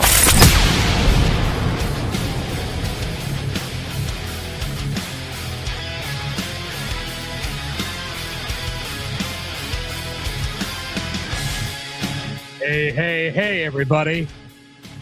So whoever sent the laughing emoji on Facebook, you could kiss my ass in hell. I don't know. You might have done it to be nice, but hey, I don't know. It is what it is. This is POLITI-SHOCK. We are back, and it is time. It is a little bit after 11 o'clock Eastern time, but that's okay, because we're not timely here. The joys of owning your own network and not having to be punctual, because I suck. With that, it is time for POLITI-SHOCK's Hour of Rage. I'm going to pull the banner up, and then he will be here, fresh from his trip back from Tel Aviv. He flew there this morning. He did something on the wall. I don't know. He's a Jew. He's the enemy. Just remember, the one and the only Josh Bernstein. What's up? Wow, what an interesting intro that was. My goodness. Dude. Didn't you say that you're also part Jewish too? 25%. You know, okay. And I want my money. Right. I got 100. So yeah. you got 75% to catch up. I'm trying, man. I'm trying. Welcome, dude. It's how you doing, my man? I'm all right. I'm all right. I'm a little it's an interesting night. I'm a little emotional. Not emotional, but fired up. I gave a little bit. I can't even speak. I gave some impassioned monologues. There you go. Okay. So, all right. You know, because it's important. But you see beautiful things. See, like, look at that. You know. There you go. So how many? Because I looked on the Secretary of State's website and I could not find your name anywhere. No, you're not. So how many did you end up getting? We don't know. More than one, though. Yes. So that means you qualify for the general, correct? I do. And the oh, damn it. It was Carol with the laughing emoji. Well, I love you, Carol. I take it back. I thought it was a douchebag. Is that my Carol? No, my Carol. Oh, okay. Yes. I got a Carol, so too. Much. Well, I take back my mean comment. Anyway, according to what I was told, I should know by the end of next week, the voter rolls will be updated and have an accurate depiction. And apparently the Portland Press Journal or Portland Press Herald will also have something out by middle of next week, allegedly. They'll have a report on how many. And so I'm putting it out there. You want to raise a little money? Here's what you should do. Yeah. You should basically say however many votes you got, is it what they need to donate for the coffee thing. So in other words, for a week or whatever. So if it's 14 votes, it's $14. If it's whatever, try it that way and bring some money into the network. We got 35,000 votes. The Jew in me. There you go. The Jew is coming out. That's right. It's kind of funny. Now I'm going to do something I don't normally do. And how are you, by the way? You doing good? I'm doing good. I'm pissed off. And, you know, look, I'm telling you, I'm starting to think this president has split personality. I truly, truly do. I mean, it's like 1 minute he's all, we're going to bomb the shit out of him. Oh, we got a deal. You know, we're going to do, bridge and tunnel day. We have a deal and we have a ceasefire. It's like, it's driving me crazy. And I don't know if it's driving other people crazy, but it's definitely driving me crazy. I really hope that there's no deal. Okay, we gotta get rid of this regime. It's been a broken record, obviously, but he's so crazy with the foreign policy, just changing his mind constantly. And I used to think it was just shadow diplomacy, but I'm not so sure anymore. So let it play out. Let it play out. I believe me, I'm enjoying the ride personally. I'm not, because we're getting closer to the midterms, and it's all about winning. I want to beat the left. I want to defeat the left. I want this, them to be obliterated from history. And the closer we get to the midterms, the less likely that could happen if we still have high gas prices, if we still have all this shit going on with the war. So we got to wrap this shit up. We should have wrapped it up months ago. You don't. Why are you so fucking concerned? We have the answer right here, bro. That's all you need to know. She's Susan Collins. She's dependable, committed, and reliable. Wow. Like, honestly, so let's see. She's dependable for the left. She's committed for the far left. Yes. And she's reliable. Vote for Democrats. Wonderful. Yes. Wonderful. So, like, I don't understand this like fear you have, because as I said earlier, you got Israel, you got Iran, you got LA, you got everything, but all you see in the votes is Nazi pedo tits and Susan Collins is the hero. I mean, yeah. Matter of fact, Nazi tits has another scandal that's breaking. I think it broke about an hour and a half ago with another person coming forward. I'm waiting for the one that comes out on Kick, and it's an underage girl. That's the one I'm waiting on. Again, somebody else, some illustrious independent media outlet decided to yet again hawk our shit from the Rage of Aquarius and say that, oh yeah, I think it was a bigger name too. Literally saying that they're starting to believe that Graham Plattner may not be the candidate in November, and we've heard others talk. This was like literally the next day. All right. And they literally were quoting things that we were saying during our show on Monday night. Gee, do you think? Like I said, if it's too in your face, then maybe it's bullshit. All right. So yeah, I think they're trying to swallow him, basically. That's what they're trying to do. This is all inside the Democrat Party. The machine wants Janet Mills. Yes. And they're not even trying to hide it, really. No. And and thank you. And we called it yet again. Somebody else stealing our shit yet again. It's what they do. And we'll get no credit. It was the Independent Journal, or it was something big, with millions of people. And I'm like, literally, we were just talking about this shit.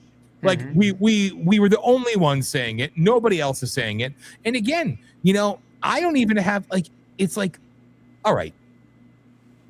My stomach hurts a little bit. I'm constipated. Of course it's the Jews' fault. But, but that's okay, because Susan Collins is going to make my bowels work perfectly. It's like I don't have to worry. You know what I'm saying? Because and I put out a post earlier. I tagged you in it, a comment, a response. Lots of typos. I typed too fast. But, again, I saw this and I literally shared it. I said, I can't stop fucking laughing. I literally know none of those people except for the one... obviously Collins. I don't know any of the others. Well, you got superhero Bobby Charles there on the right. He's Mr. I'm a real man. I'm a lumberjack in Portland. Again, he should have shot his fucking ad in maybe the Maine woods or something, or the Allagash. But no. He's the guy who worked for the intelligence agencies in the Bush administration. He's one of them deep state fuckers, but he's acting like he's Mr. America first. And then that guy in the blue shirt, I don't know who the fuck he is. And then the demon witch herself, and then former Governor LePage, is that the guy who Trump endorsed for the House? Yes. The blue shirt and the red vest guy. I mean, what the fuck are you gonna do? It's the best you got, right? But again, I mean, here's the thing. Whatever's going on with Maine is whatever's going on with Maine. I'm really concerned with literally the worst pick I think he has ever done for term 1 or term 2. Okay, the worst pick possible is this Jay Clayton for the DNI. I mean, quite frankly, what was Norm Eisen and Mark Elias not available? Because honestly, I don't see how this guy would do any better than even one of them. He is a absolute deep state criminal. He covered up the Epstein files with Pam Bondi. He's also close with the Chinese. He was doing work with Alibaba, which is a huge Chinese commerce company. He's also in bed with Wall Street. He's an establishment hack, 100%. He came out of the Southern District of New York. That's not exactly a bastion of conservatism by any stretch. And I just think he's an absolute disaster. I think he's one of the good old boys. I think he would be the worst choice possible for the Director of National Intelligence. And I think the Director of National, the ODNI should go away. I am, honest to God, I don't know, Put Bill Pulte in there for 210 days, right? Or 7 months, whichever one comes first. Let him do the dirty work. Let him fire everybody that everyone's afraid to fire. Get rid of them all. Start prosecuting people. And then after that, put in Peter Tickton, his best friend since they were 12 years old. Or, I don't know, maybe Mike Davis from the Article 3 Project. Or maybe transfer Joe DiGenova into DNI. But I love that. for goodness sakes, this swamp monster, Jay Clayton, is the worst pick possible. The worst pick possible. And again, Trump's pretty smart when he picks people, but man, sometimes he gets it wrong. I mean, John Thune is already out praising this scumbag. That's all you really need to know. And trust me, he's already been working with Trump as the SEC chairman. So he's already been confirmed in a Trump administration because he worked in the first one. So all the Democrats are going to vote for this guy. Disaster. Disaster, disaster, disaster. I was going to say, was it Thune or Cornyn? Cornyn is the one that actually said something I agreed with tonight. That has nothing to do Spanish? with Spanish? Fuck, what do you mean? No, what did he say? He called Scott Pressler grifter. I thought that was hilarious. I agree. But I still thought that was actually funny. I'm like, wow, this douchebag actually. Cornyn is crying to the New York Slimes right now. Yeah, I know. I mean, it's an interesting world. Everything's kind of upside down in the moment. It is. It's topsy-turvy. And you're absolutely right. I'm about to play you a video. Okay. And I'm not going to play the whole 6 minutes. But it is something you would never, ever, ever see me play. And believe me, I hate him. I still shit out things bigger than him. And I just loathe this disgusting, vile piece of shit. But it's a perfect embodiment of where we're at right now. So I figure... I hope this isn't Fuentes. It is! Oh. How'd you know? I'd rather have a fucking hemorrhoid burst right now than watch 2 seconds of that fucking I hate scumbag, him. Nazi piece of shit. I hate him with a passion. I can maybe handle 30 seconds of him. Let's give it a go. I can't stand it, but it was a perfect embodiment of the fucked upness of everything else. But again, we don't have to worry. Here we go. I'm literally switching sides. Not like that. I'm switching sides. I'm switching sides. This guy. I'm gonna join him. I can't take it anymore. I just can't take. I saw Jake Shields today. Dude, it's like, now I know how black people feel. Now I know how Thomas Sowell must feel to be the same species as George Floyd. I'm watching Jake Shields today with this backwards cap and his blown out fucking ears. And he's sitting there going, why do you think the French gave us the Statue of Liberty? Why would they do that? It's like a Jewish thing. Statue of Pirates of the Caribbean, Jewish plot. Statue of Liberty, Jewish plot. Minecraft movie, Jack Black. You know Jack Black is Jewish? Okay, so what? Lava chicken? I mean, seriously? So I'm switching. I'm joining them. You know what? If they run everything, maybe they're onto something. It actually gets better. I'm in shock right now. I don't believe a word of what this Nazi is saying. No. But the fact that he's saying it, I would hope he loses his entire audience, number one. Yes. And number two, his relevancy is, about the same as a queef and a gangbang, basically. And from that point, I hope no one even says his name ever again. And I don't want him on our side. I don't want him on any side. I don't want to see him or hear from him ever again. It's literally... He's a grifter. That is the epitome and definition and example of a fucking grifter right there. Willing to just throw everything that you supposedly believe in out the fucking window and completely change. For what reason, we have no idea. And those are the fly-by-nights that never make it in media. Never. Okay?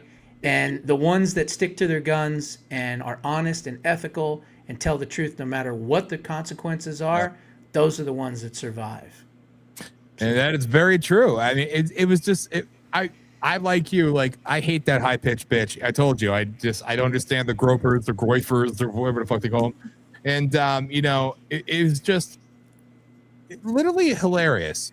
But the point being made, it is funny because, again, before the revelation that Susan Collins is actually Jesus Christ, returning, but it's now that it's gone so insane that even douchewands like that, but it is funny. Like, there's truth in it because he's clearly been playing a role, right? Please, that he thought was going to get him famous or whatever, clicks or whatever it might be. Homosexual. And now all of a sudden, probably. And now all of a sudden, he's realizing, well, maybe it's, the Jews aren't really that bad. I mean, have you ever done the math? We're like 0.02% of the entire population. Okay. So literally there's 16 million of us left. And there are, billions of Christians, thank goodness. There's also billions of Muslims, not thank goodness. There's billions of all those, other people and everything else. We are such a tiny minority. And I don't understand why everyone hates this tiny little minority. Doesn't make any sense to me, and then they run around, Jews won't replace us. I'm like, replace what? We couldn't fill a phone booth, for goodness sakes. It's insane. I've seen it, and even with the breakdown of that disgusting walking zombie hag bitch, freaking Candace Owens, and to all of these people, and we have, I have the clip up there, and I saw that, the one you sent me. So is he getting any flack now for turning? Has anyone said anything, or no one's watching anyway? But it's like he does it like 35 times an hour. You know what I mean? I don't know who's worse, him or Alex Jones at this point. You know what I mean? don't know. So it's like, I think there's bigger fish to fry. A little bit. So you can't keep track, but it is like, it's otherworldly insane. Now, Steven Spielberg, who is a friend of the left, but he's putting out his movie Disclosure Day, which is supposed to be so damning. But now the people who would usually defend him are saying, well, he is Jewish. It's like they made this big revelation that he's a Jew. I'm like, he's also from Arizona, by the way. An Arizona Jew. Wow. Well, that's pretty rare, an Arizona Jew. I mean, you don't see those too many. But no, he grew up in Scottsdale, and he used to go out into the deserts and stuff like that and make home movies. That's where it all started for him. Interesting. I had no freaking clue. Yeah. But anyway, it's this lunacy shit, because I'm literally trying to find something to just like occupy like my mind from the insanity of the bullshit that I've been seeing. And how about just ignore the grifters? Instead of even bringing them up and talking about them, that just gives them more relevance that they don't deserve. That's how I see it. But no, You're like, no, I got to kick them in the nuts harder. Always, because I don't care. But I got the same attitude. That's why it's called Rage of Aquarius. Exactly. We're pre-grifter, so we're like something else. We're not grifters. No, if we were grifters, we'd have money right now. Exactly. That's what. That's my fucking point. But it's like we were around before grifting was a thing. Like in this year. So it's like the bitter old man has to say, you know what? You should just fucking die, you little waste of life. Like, it's just like I hate these people. I told you I was cheering for the old lady that came to his house. Anyway, so here's a completely off the wall question, because it was brought to me right before you came on, and I figured there's probably nobody better to bring it up with than you. And it's completely out of left field. Data centers. What is the big pushback against data centers, the buying up of land, specifically Amazon, of course, being one of the worst offenders of it. But what is because you're going to give a different take on it, I believe. What is your thoughts on this? Like to deep dive it a little bit. Okay, if we're going to go deep, then I would say to normalize the artificial intelligence world that they want us all to be living in. That would be the deep dive. If you're looking at the surface, which is what most people are looking at, then I would say energy, because it's sucking the energy out of so many towns, municipalities, communities, everywhere. That's why people are fighting them, because they are literally making everyone's electric bills higher. Now, I know that President Trump and the administration tried to basically tell these companies that are building these things, you get your own power source, you pay for your own electricity, and don't put it on the taxpayers. Well, that unfortunately is still happening. And I think that's why a lot of people are against them. And quite frankly, who's running them? Who's operating them? Is it all American companies? Well, that would be good.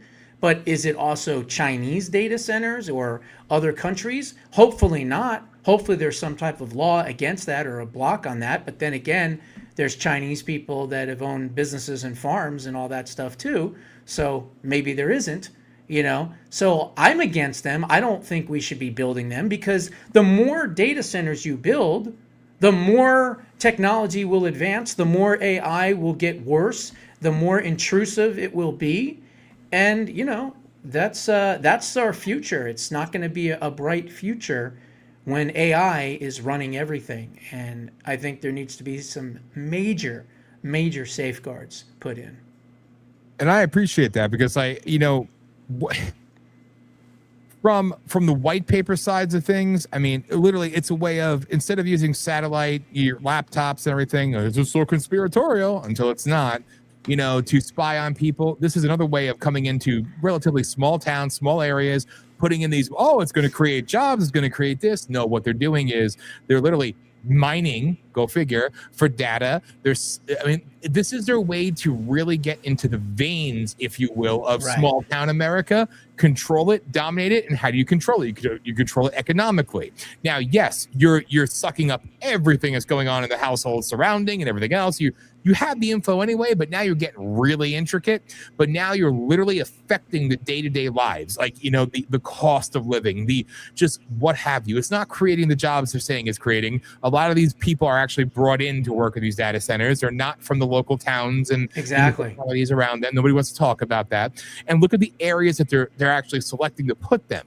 These aren't, you know, we have industrial parks next to big cities. They're not going there. They're going to areas where they're knocking down acres and acres of trees and doing all this other crap, and they're going in the most intrusive places that you could ever possibly imagine. Now, this actually goes back to the original guidebook, the plan, the rollout, going all the way back to the DARPA days, where one of the end results of the DARPA program, when it came to technological interference, as it was called, data mining, was the rollout of dome-like structures or warehouse structures that'll be intricately placed in cities and towns across America to, quote, I'm quoting, I got to get these damn things and show them on the screen. That's where post-production would be a wonderful thing. But literally to, oh, now I lost a train of thought there. Oh, that's right. So literally to quote them, to understand, control, conquer, remember that word, and infiltrate the way of life in rural and suburban America to span worldwide. They're going to use this as their launching ground, if you will, for it's beyond 15-minute city. It's Agenda 2030, it's Agenda 2050. These two things, these are not just made-up conspiracies. These are real actualities. These are real things from WEF on. They literally said conquer. And remember when these DARPA papers were written, we're talking, what, 39, 41 years ago, somewhere in that range at this point? Yeah. Conquer. They're looking to conquer civilians. Well, there's also the fact that rural America and typically suburban America vote more conservative, right? There's more Republicans out in the middle of nowhere than there are liberals, obviously, and they flock to the big cities and the urban epicenters. So putting them out in the middle of nowhere, maybe that's a way to, I don't know, give them cancer.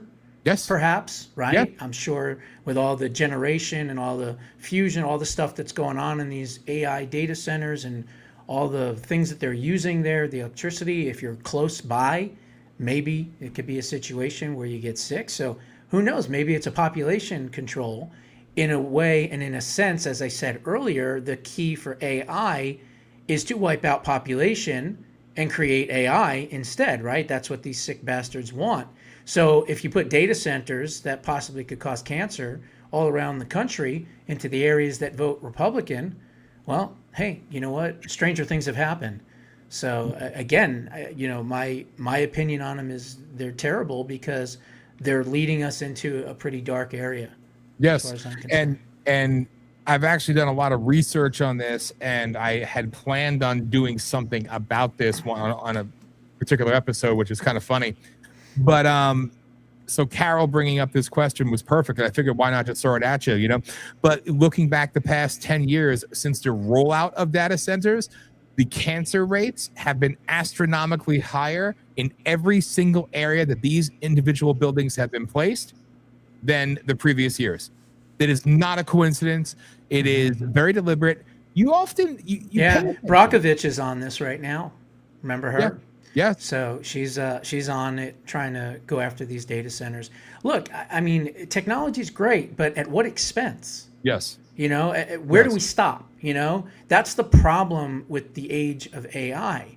It's let's get to the next, you know, the next phase faster and faster and faster, and then forget that. Let the AI do it themselves. So now AI can do coding, and it used to take 2-3 weeks to do one line of code. Now it's 15 seconds. Yeah. So again, it's not just job elimination, but it's our quality of life that's, I think, at risk, as this stuff advances, so rapidly. It's pretty crazy. I interviewed a guy who's been on the War Room a bunch of times. His name was Joe Allen. Really interesting dude. He wrote a book called Dark Eon, and it talks about the coming ages of like transhumanism, right? Mm-hmm. Which is obviously machines and humans together, morph together, and they call them transhumanism, right?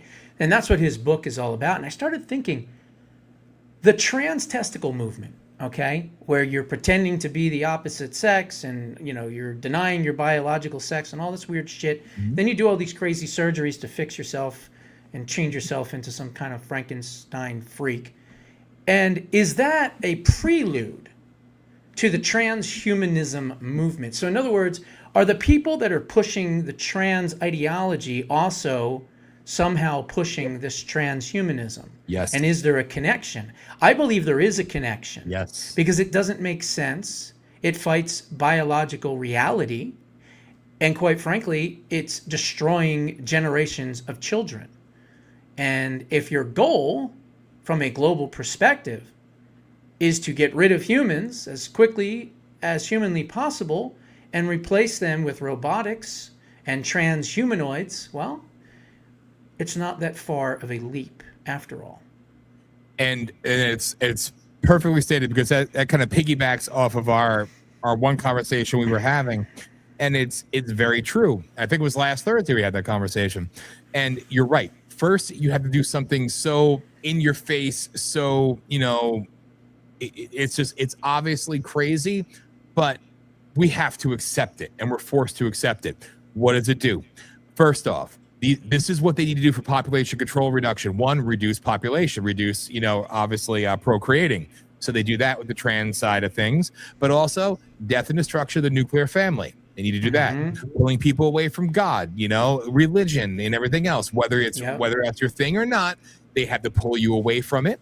Now, pharma is your new god. They're making it socially acceptable that it's okay that you can just go be whatever you want to be, change whoever, on the fly. It's okay. Now, they couldn't do that quickly. They had to do it over a little bit of an extended period of time. So they started with that, and it was all for the blasphemous side of it. It was a controlled release, if you will, biological weapon, essentially, and they've done it well. So now when you see these files coming out and these papers being declassified, talking about chimeras and these human animal hybrids and chimeras and these extraterrestrial things that they're alleging and coming out in the white papers as well, and declassified documents, like these are going from the realm of conspiracy talk to now this is stuff that they're bringing up. MSNBC, oh boy, did you hear about they were merging humans with extraterrestrial DNA? Oh, that sounds scary, Bryant. So in today's world, it's like, again, they're passively bringing it up because this is acceptance of it now, and it's all okay. Well, I think a lot of the reason they're hiding this is because they don't think that the American people can handle what might come out. Yes. And whether it's aliens or whether it's something else, whatever it might be, we don't know yet, but whatever it might be, we have an idea. They think that the American people's psyche isn't strong enough to handle it. And I'm thinking to myself, Well, what are we going to do? Are we going to look for them? We're going to try to, go to Mars, go to different planets to try to find these people. Like, we're going to start painting our skin green to look like one. Like, I don't understand. What does it mean we can't handle it? Other than the fact that our government has lied to us from its inception? Okay, well, yeah, that's a pretty big deal, obviously. But this other stuff, of course we can handle it. It doesn't make any sense. So there's something else. Yes, it's always something bigger, and you've had now, that one Congress. I can't think of his name right now. The good one. There's not many. The guy in Tennessee. Yes. Tim Burchett. Thank you. Yeah, saying that when the people really see what he's seen, then they're going to be in the streets. And I liked it. I like that people like him at least are talking. Yeah, if they're all about it. Democrats, we'll be in the streets with clubs and hammers. Yeah. Well, yeah. Yeah, that's they're aliens too. Right, we're gonna kill them all. Fucking sick. But it's all interwoven. It's all interconnected. So again, when the data center stuff, I'm gonna touch on that again very soon, but. I hope that gets into it a little bit, Carol, and I thank you, Josh, for getting into it. But it's amazing how it directly plays into the transhumanism, to the transsexual stuff, to all of this, because it's done by perfect design. Remember, these things, we, the public, think that social media started with MySpace or online journal before MySpace, and then MySpace became Facebook. That was the birth of social media. And, look, the dark web. Use the Tor browser. It's a bad, that's a nasty place. Well, they've been using the dark web since the 70s, if not before that. The first supercomputer, I think, was, 64 or something along those lines, or 67, something like that. IBM, yeah. IBM, and remember their AI Watson, named after Bill Gates' grandfather, who was part of the Nazis and the SS. It's like the sickness is there, but it's been used forever. They took time to perfect it, and that's why people need to really do the research on DARPA and really understand how this plays into everything else that you're seeing now, kind of cycling out. So, anyway, all right, thank you. Good points. Yes, you indulged me. I appreciate that. So.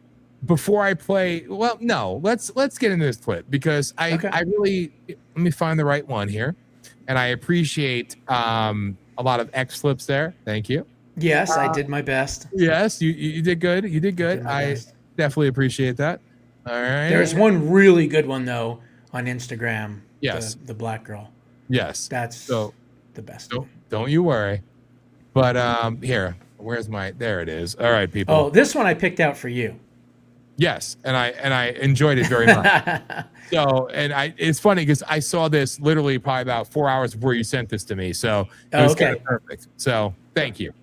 Iran is very close to having a nuclear weapon. If that's been repeated for 45 years, are we allowed to question if that was true? I mean, you're allowed to question whatever you want, but if you actually read and actually learn about the history, then I mean, so hold on, you don't know what you're talking about. Let's do the history. Brandon, lie about weapons of mass destruction. Lie about bases and invaders. Lie about nuclear weapons. Not true. That I hate Owen Schroyer with a passion, and he looks like a cancer patient. I don't even know which one he was. That's the one with the long scraggly hair. He was Alex Jones' buffer. Like he buffed his balls. His bitch boy. Yeah. Right, gotcha. All the intelligence agencies. You're gonna get fact checked after this, and there's gonna be a viral clip of you going, "You're a liar, Clint," and they're gonna. And by the way, Mayorkas never got a pardon. Just so you know. Can I tell you? I don't care if they're nuke or not, though. Brendan, I think you made the point. Let me just go back. You guys act like everything happens in a vacuum and everything's black and white and there's no nuance. Let me finish. Because you called me a liar, so I'm explaining it. You're saying I'm misinformed that I'm a liar, but if I'm so misinformed a liar, why don't you make me look stupid and let me explain myself? Correct? Go for it. Perfect. So stop interrupting. That'd be great. There were He looks like a fucking walking hot dog. Even though he's sitting, he looks like a bloated hot dog. All right. The other guy is what is his name? The other guy that was sitting there quietly with the mustache. I know. That's Mr. It'll come to me. I know who he is. Like, what side is he on? And this little fucking grift. I can't stand him either. Now he's making money off of let's have symposiums about. Is that Straka? Wait, whoa! Is that Straka? Yes. That's what he looks like now. Yeah. Holy shit! He's been on my show twice. Yeah, I didn't even recognize him. Although I guess the hashtag walkaway should have been something to okay. Trigger me off there. But easily forgettable. I didn't even know it was him. I know. multiple operations like Stuxnet, which set back the nuclear ambitions of Iran. There was also an assassination on the top nuclear scientist. So yes, Iran has been close to developing a nuclear weapon, but you're acting like Iran's just been developing a nuclear weapon, and there hasn't been multiple instances where both the U.S., Israel, and Europeans have gone in and set it back like we did in Operation I'm going based off of the intel agencies that Trump has in place. Like with Stuxnet, and like with the killing of Mohammed, I forget his name, in his car using an AI machine weapon. In terms of your claim that Iran was not developing a nuclear weapon, Iran is the only country in the world with 60% nuclear enrichment that does not possess a nuclear weapon. Correct. The deputy speaker of the Iranian parliament quite literally said verbatim, we were trying to develop a nuclear weapon in secret, and they discovered it.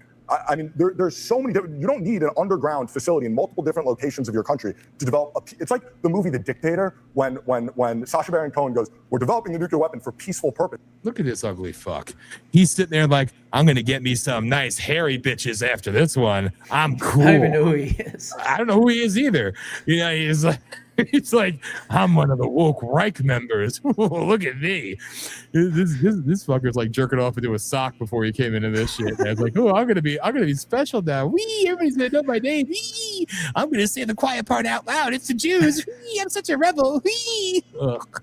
I mean, there's so much evidence. In 2018, an entire trove of documents were stolen from Tehran, and Israel, it was the Mossad, Israel brought in Harvard professors who had previously taken your position that there is no evidence to suggest, and brought in foreign journalists to review them, and they reported in 2018 that Iran actively was developing a nuclear missile program. You don't wait until an enemy that chants death to America to develop nuclear weapons. You stop it before it happens. There's so many words, but it doesn't change the fact that our intel agencies said that they were not developing one. That's a fact too. So our intelligence agent, Tulsi Gabbard, literally testified before Congress saying that they had not made the decision to nuclearize it. She did right after that, because you guys love to clip this, she did right after that say that no other country is enriching until 60%, and Iran does pose a threat to the world order. She did say that.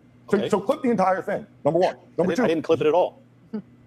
But you quoted half of that. You only quoted half of that, so that's a clip of it. We do have a whole segment about Iran coming up. We do have a whole segment. That's great, but if I'm called a liar with someone who doesn't actually engage with facts, then it's kind of difficult to engage them. Brandon, I just want to point out I mean, nobody serious can ever say that Iran is not trying to develop a nuclear weapon. To your point of... Can say that. Oh, there's the red-headed libertarian right there. Another grifting biatch. I don't know who any of those people are, but I did see that video, and I saw him kick the shit out of all of them with the facts. Yes. And those are the facts. I mean, not only have there been factual documents of them doing this, but what happened on February 28th when we hit them, they were on their way. They were in a meeting about their nuclear program. It's been around forever. We played that video right here on the Rage of Aquarius, where the guy, you read it real slow, right? Because you had to, because it was a fast moving video. And he was like, we tried to hide it, but they found out. But of course, our goal has always been to do nuclear weapons and this and that. Not to mention, you know, the death to America, they're enriching uranium. You have to be an asshole to not think that there was a nuclear threat from Iran. You just have to be that stupid, basically. Well, these people, and they are the woke Reich, they are the grifter class, and they're the ones who change their, you know, whatever to suit them for the day. But again, you listen to the way they talk, everything from their cadence to their, like, I have to be right. Oh, I'm going to try to get everything. It's a smug arrogance. It's the left talking points from 2020, 2016. They've become it now. They always were, but it's the same modus operandi. All right. That's why they're talking about working together. Chunk Junger talking about working with Tucker, and Candace talking about how the far left and the far right need to come together and bridge the divide. That's insane. Well, it's just them finally saying out loud what they're doing. Gee, does that sound familiar? I mean, like, literally, these people are the enemies. Now, this isn't talking about the grifters. This is talking about what this is. When you see it play out in front of you, wake the fuck up. All right. It's insulting to the intelligence of people. I mean, not many, obviously, because they're kind of fucking dumb. But, you know, to those of us with half a brain, it's insulting, you know? And again, it's like, go back militarily. How many Iraqis or Afghanis killed my friends? You want to know how many that I know of? Maybe one. You want to know how many Iranians killed my friends? Many. Many. And you'll hear that same thing repeated, whether it's somebody that you know what on Newsmax or OAN or Fox News, Carl Higbee, you know, or regular people who you don't know. We'll all say the same thing. Every terrorist organization is basically funded by them. Yes. From Hezbollah to Hamas to Islamic Jihad to the Muslim Brotherhood to the Houthis to I don't know, the Quds forces, obviously All the of siege them. force, all of them. And it's like they are the problem. They have to be eliminated. Yes. You know, Hey, plain and simple. Real quick, did you catch what Trumpster said about the Kurds? I didn't see that. I just, like I said, I think he has multiple personalities because he's just changing his mind left and right. And, you know, I used to think I could kind of tell foreign policy wise where he was going, and I can't. And I'll say this. I think that he ought to come back to the domestic stuff, take care of this problem, come back to the domestic stuff, concentrate on that more. But his foreign policy has been excellent when it came to Greenland, when it came to dealing with NATO, when it came to cutting off Ukraine, with closing all these wars, right? 8 wars. He stopped all this other stuff that he's been doing, the extraction of Maduro, hopefully taking out the Cuban regime. So he's basically been excellent on everything but this Iran situation. And I think it's because of his indecisiveness, and he's listening to the wrong people, and so therefore he keeps changing his mind. I used to think it was, shadow diplomacy, head fake to try to, freak out the enemy or whatever, but it just doesn't seem like that right now. And then especially putting Jay Clayton up at DNI. I mean, those two moves right there happening in the same day, when he can go that we're going to bomb the shit out of them to we're going to sign a deal and I'm going to send JD Vance in the next few days. What the fuck is that? It doesn't make any sense. I don't know. I'm frustrated as hell. Oddly enough, I still haven't changed my forecast. So, and I hear again, you. Every week we end up having this little side conversation. Yeah, I'm not even shaking, not even budged yet. Oddly enough, No, you haven't. Which is interesting. And I hope you're right and I'm wrong. I want to be wrong. Please be wrong. Well, me too. And you're right. And then he, wipes these fucking idiots off the face of the earth. I see it. We'll see. Drown them in bacon grease and light them on fire. And God, dude, anyway. I just go on and on and on and on. But fucking to close out that, even empowering these fuckers, again, us having conversations, one thing. Putting these fuckers up in a symposium, right? I like seeing them get owned, yes, but yeah. Strzok, they're just making money off of dividing it and spreading it more. Mm-hmm. And it's just it's so insulting. It's like it's sick. They ought to just rename themselves the Griftercrats. Yes. They serve zero freaking purpose. I swear to God. Well, actually, no, they're doing exactly what they're meant to do. This is who and what they are, and this is why they're here and they exist, and they're playing their part well, I guess. But it's so sickening, man. And it's just like, ugh. Anyway. Yeah. Whatever, dude. I mean, it's never gonna end. All right. So here, I like this one. So I want to play this one real quick. It's only 30 seconds. Oh wait, you gotta make sure you can see it. That would help. Okay. Oh, I like this. You all right, sir? Yes. It's not my blood. It's the blood of a racist who insulted me. Phew. I was scared. I thought something bad had happened. Have a good day, sir.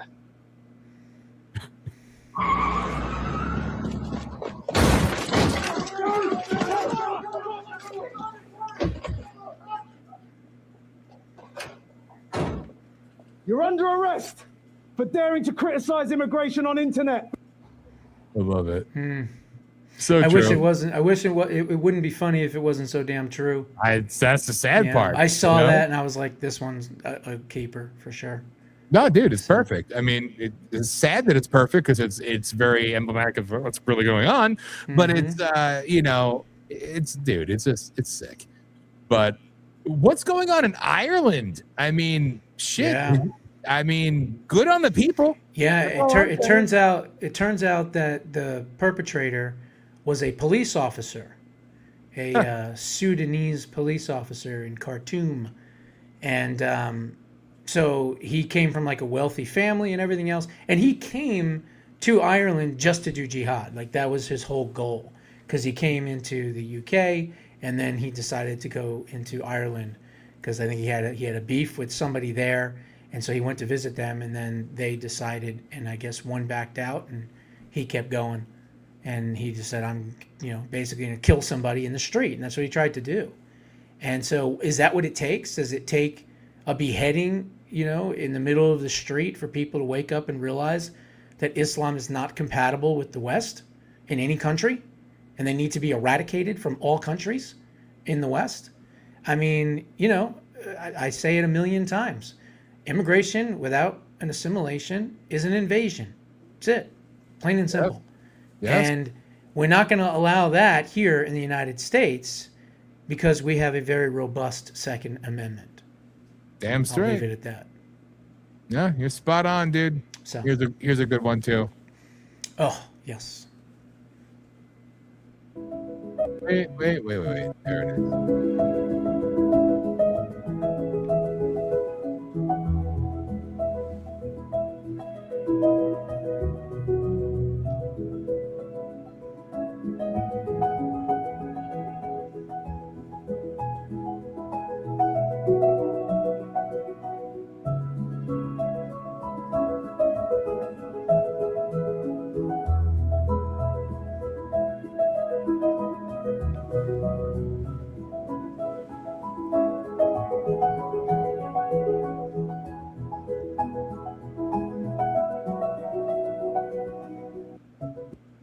Isn't that beautiful? Yep. Yeah, that's a good one too. I mean, it goes to show you it's not always just about politics, it's about a mindset. Yep. It's about, do I really love the country? Do I respect all of the people and its citizens? Exactly. And for the left, that answer is no. I don't respect the people. I don't respect the citizens, and I certainly don't respect the land, and I hate the country, but I have to pretend to like the country so that I can get elected to gain power so I can rule over the country and then fucking destroy it. Yeah. That's how the left operates mentally. Yeah. And it's random. The graffiti on there, the free Gaza bullshit made me think of it. Did you see Jerry Seinfeld today? Was that the one you gotta ask where about the guy Palestine? screamed out? Yeah. Yeah. I didn't hear what he said, but I saw the article. Does it exist? And so he like kind of gave it to a leftist there. I didn't well, see it doesn't exist. They're not a people, right? Newt Gingrich said they're the invented people. They are the invented people. It's true. So But they're not an actual people. I thought that was relatively interesting coming from somebody who I didn't assume would, good, a little bit of clarity. Yeah. Okay, here. Let me see if I could get this. I tried to catch it in time, dude. I tried. So let's see. Yeah, do this all in real time for all of you. All right, here we go. Let's see now. Come on. There it is.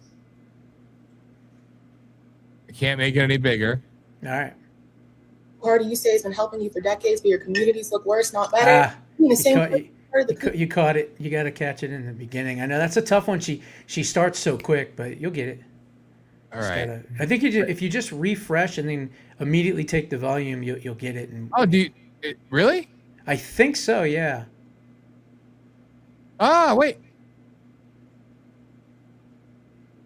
You can still see it, right? Yeah.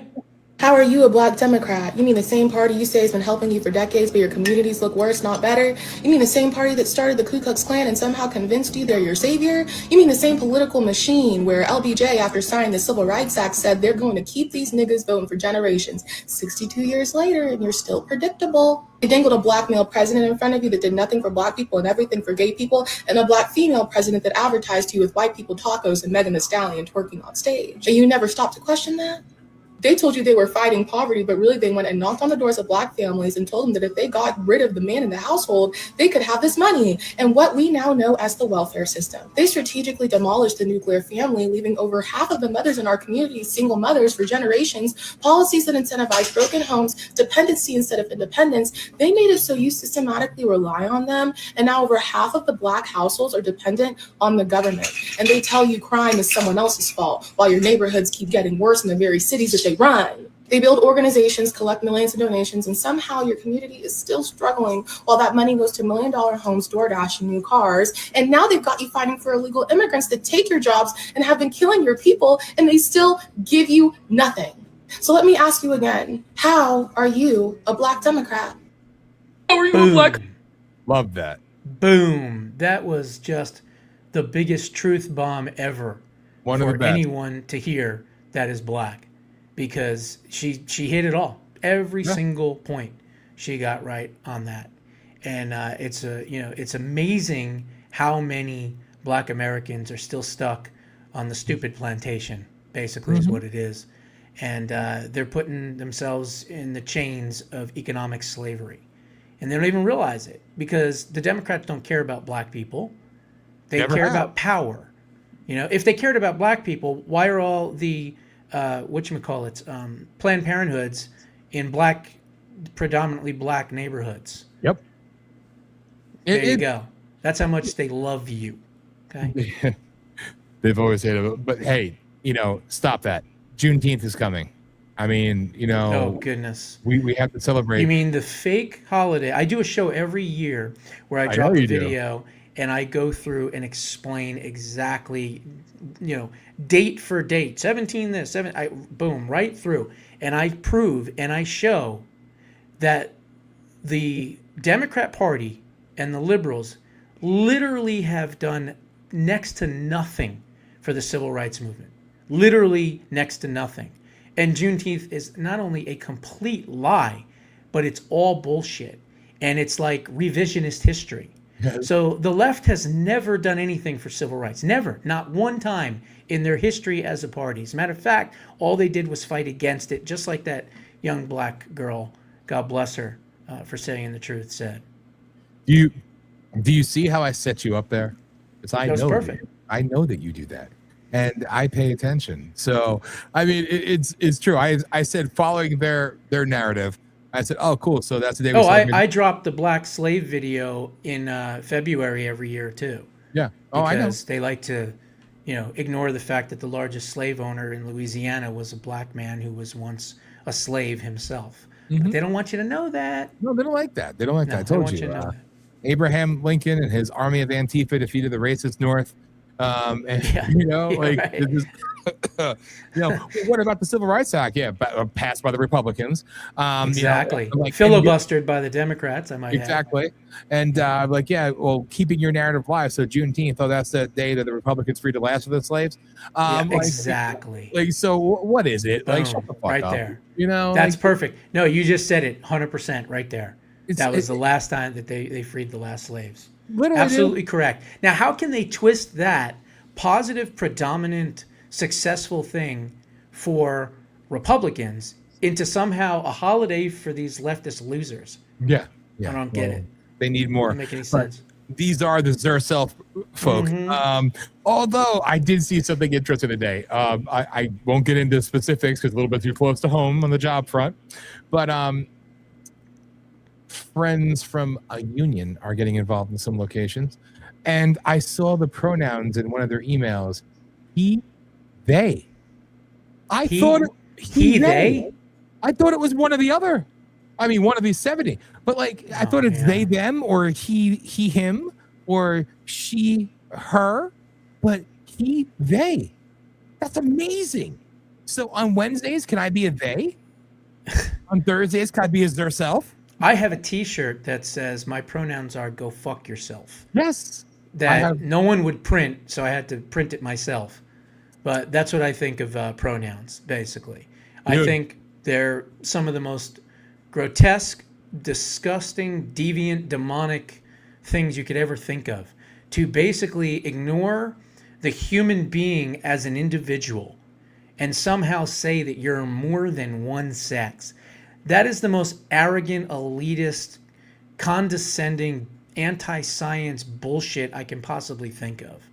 These people need to be, put in mental institutions. Yeah, or worse. Like, dude, it's special. I mean, well, it's specially retarded. Yeah, a little fucktardian. Or if you're from Boston, retarded. Retarded.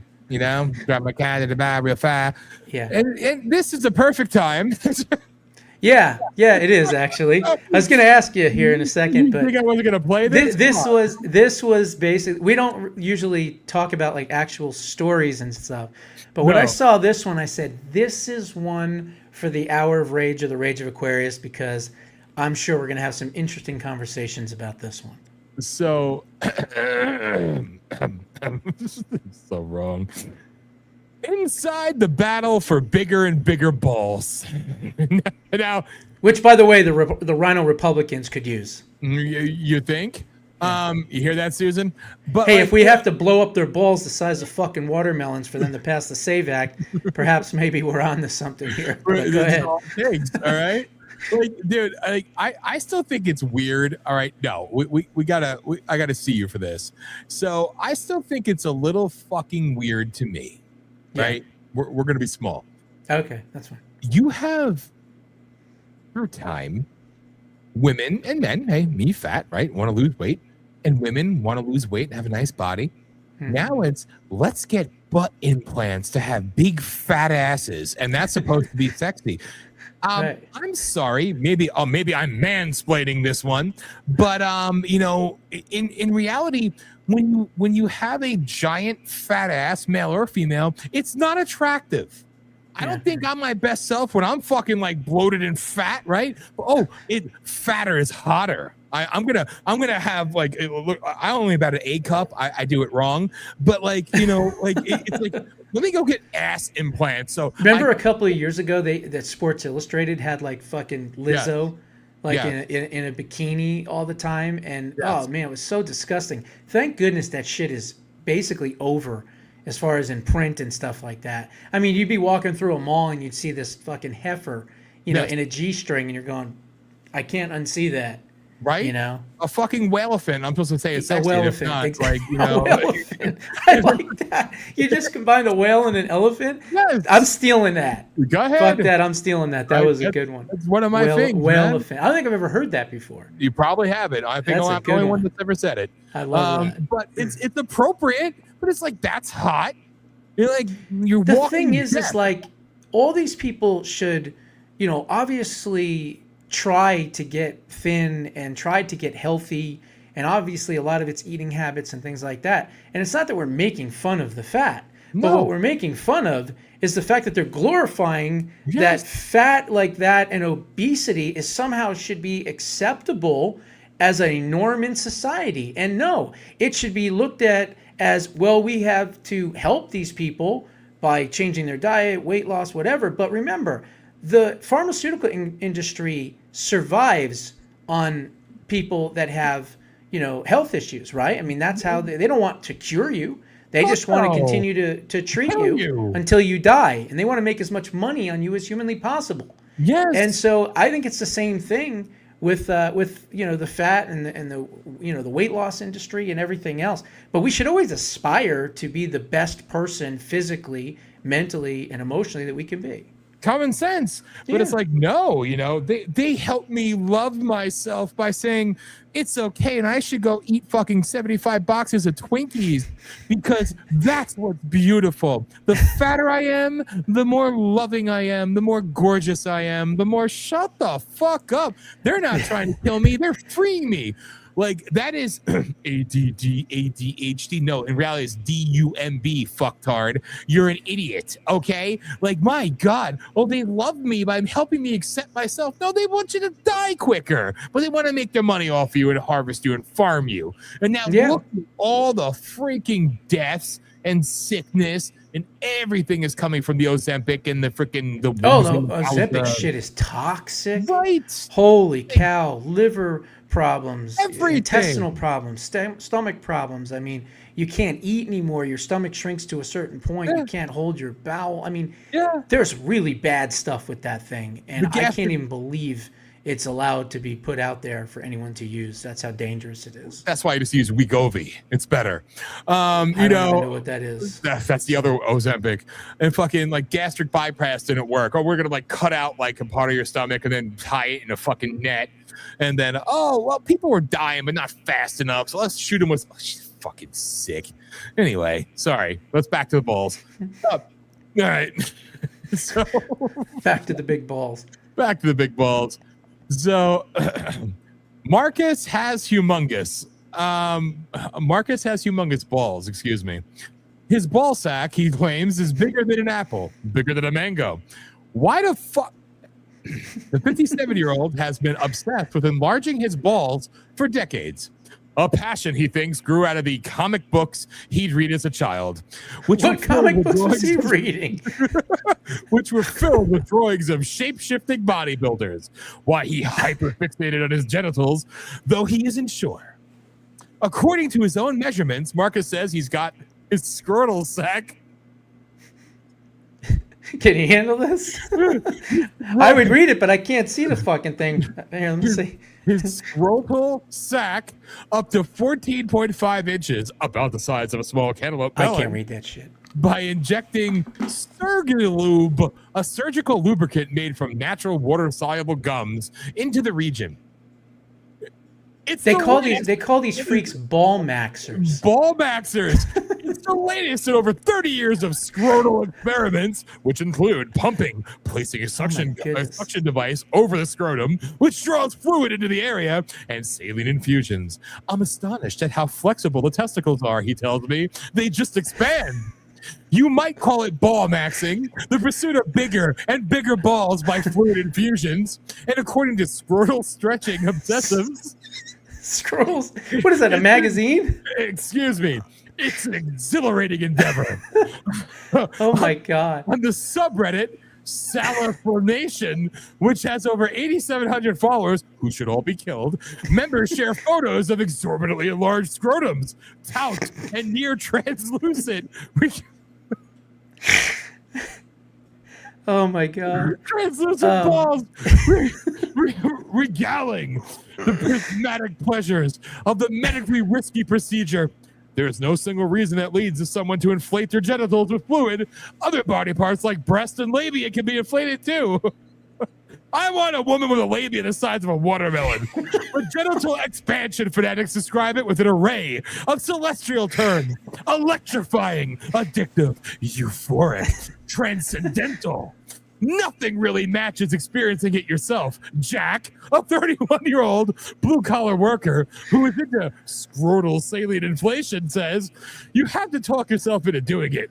Find the time, get everything prepped, and then sit there for a while, from 30 minutes to an hour and a half, while it takes effect. The procedure works by transporting fluid, such as saline, glucose, or dextrose, into your scrotal sac via an IV. You sound like you're selling it. Piercing the skin.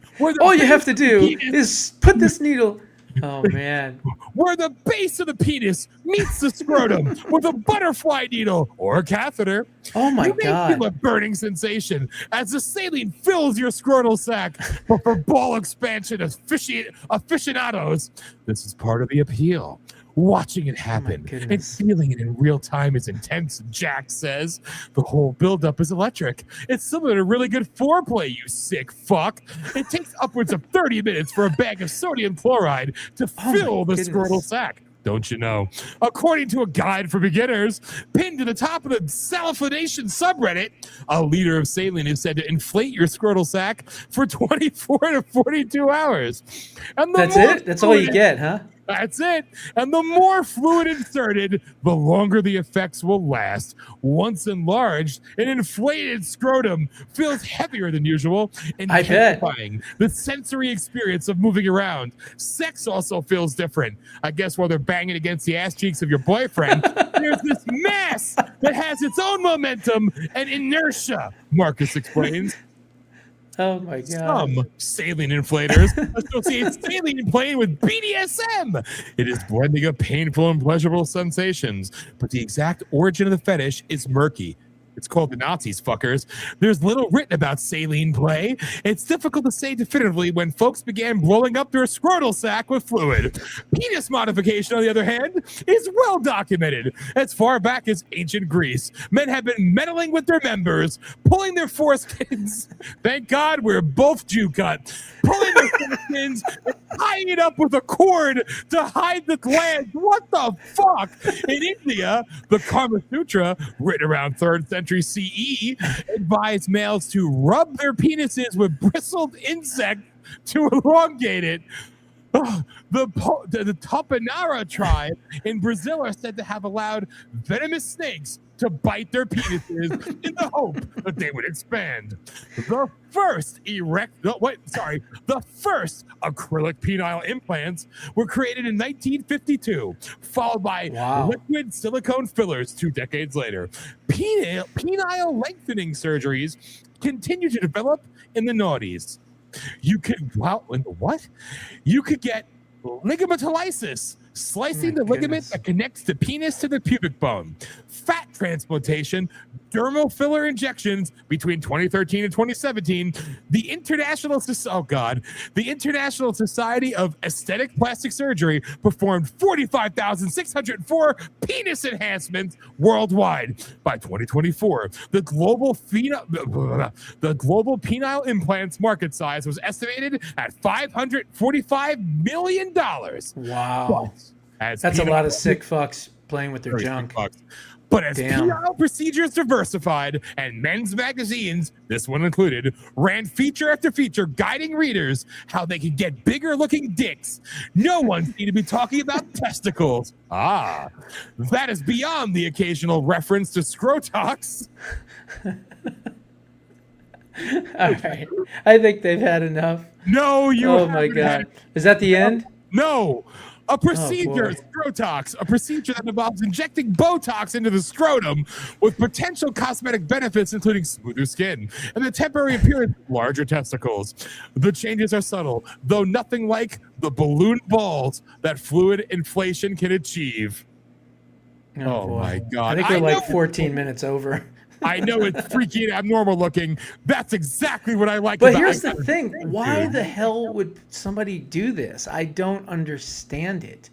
I mean, seriously, ladies out there, you're like, well, he was really nice. He had a beautiful car and he's got a great job and he's got great little kids, but his balls just weren't the size of cantaloupes. And, I'm sorry, I can't handle that. I need huge, giant basketballs. They were the size of lemons. Is that really like a thing?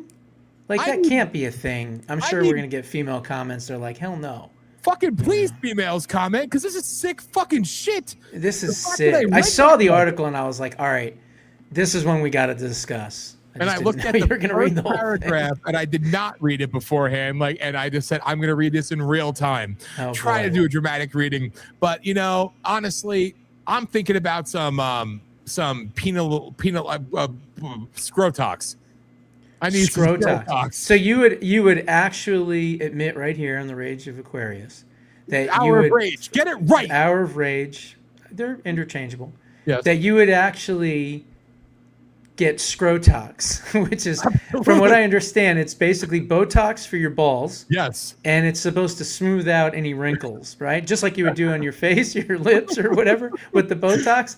So you're gonna do the scrotox. I am going for scrotox injection. Yes, I am. And then when I'm done, I'm going to say, give me fucking 25 liters of saline and stick it straight. No, you're not. No, you're not. Please tell us that part's a joke. It's all a joke. Okay, good. I think these people should be shot. Literally, dude, I thought it was sick. I remember one time somebody told me they were talking about these weird fetishes. I'm like, what the fuck? I don't care. But they said, oh, have you ever had a needle stuck into your urethra? After I got done almost wanting to vomit, I'm like, I wanted to be. Yeah, you know what? I actually did. Okay. It's called a catheter. Well, yeah, but I was having some tests done to make sure. Yeah, this is true. For prostate stuff, and thank God I'm all right. But one of the tests that I had to have was called a cystoscopy, I think it was. And so basically, it's what you can imagine. So anyway, I'm in the waiting room. I'm getting oddly turned on. Yeah. I go in. I have a Valium beforehand because I'm not a good patient. And this guy walks in, looks like fucking Jim Carrey, by the way. Just like him, exactly. He walks in with this thing in his arm. It looked like an AK-47. Had a giant fucking thing on the end of it with a camera. And I can't believe I'm saying this publicly to everyone right now. And he goes, "Don't worry, it's quick and it won't hurt." And I was like, "Is that going all the way in?" And he's like, No, just a tip. I was like, "Oh, okay, I thought you were looking for your car keys because I can tell you, they're not in there." And he just laughed a little bit. And man, I just gripped, I think, my wife's hand, someone else's. That was the most painful thing. It was only about 30 seconds, maybe. So fucking painful. So I don't understand how that could be a fetish. I was in fucking tears when that happened. Okay, tears, literally. And I can't imagine someone wanting to do that for some type of gratification.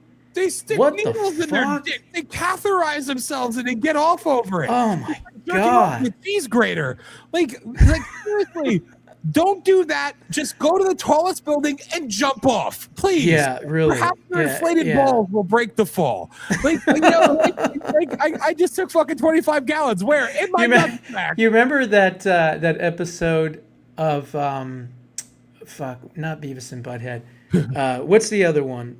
The one on oh, come on. The South Park? Park? Yeah, South Park.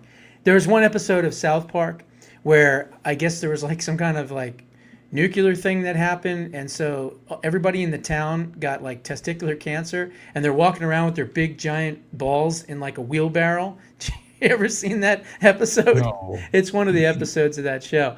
And that's what I keep thinking of when I read this article, and I was like, why would you want to do this? First of all, I don't know about anybody else, but that area, yeah, I pay extra close attention to, and I make sure we're in good tip-top shape, okay? I'm not doing anything to it that's weird. I'm not cutting it. I'm not fucking putting earrings in. I mean, I don't understand this whole fascination with sticking shit in your dick. Like, I don't get it. It doesn't make any sense at all. And there it is, you know? And that can't be good for your body. That can't be good for your body. Just injecting your testicles with fucking weird shit. What are they thinking? Apparently, the bigger their balls get, the smaller their fucking brains are. Dude, I still can't get over the shit I just read. All right, and I wasn't even done, and you cut me off. Yeah, I did. Just because we've been going over, but it's but what so about crazy. the ones who they pull their foreskins up and they tie them? Like, first off, thank God I'm cut. Me too. But seriously, dude, Scrotox. Anyway, Scrotox, yeah. I'm done. I'm done. We're done. I can't. We're done. I'm good. Thank you. Fucking buy the book. Learn about Scrotox. Yeah. Buy the book. Yeah, there it is. Get the book. There it is. That's Substack.com. This was a lot of fun. This one went off the rails, but hopefully everybody enjoys it. So anyway. Dude, thank you. I mean, I now have pain in my scrotus area. Yeah, I know. Exactly. No. Can I take like a nasal nose spray, a saline nose spray, and like stick it up my dick hole? It's oh god. I mean, this is fucked up. All right, dude. All right. On that note, yeah. Take care, man. This has been the Hour of Rage. Take care, everybody. Bro. God bless everyone. Keep fighting, man. Dude, that's just wrong. This is so fucking wrong. All right, here's the video. Love you, bro. Rage of Aquarius with your hosts Dan Smeriglio and Josh Bernstein every Sunday night at 9 p.m. Eastern Time on Voice of the People USA Radio and Television Network. Download our apps on Android and Apple to never miss a show. Watch at 9 p.m. Eastern Time on Roku TV, Fire TV, and Android TV, or visit VOPUSARadio.com.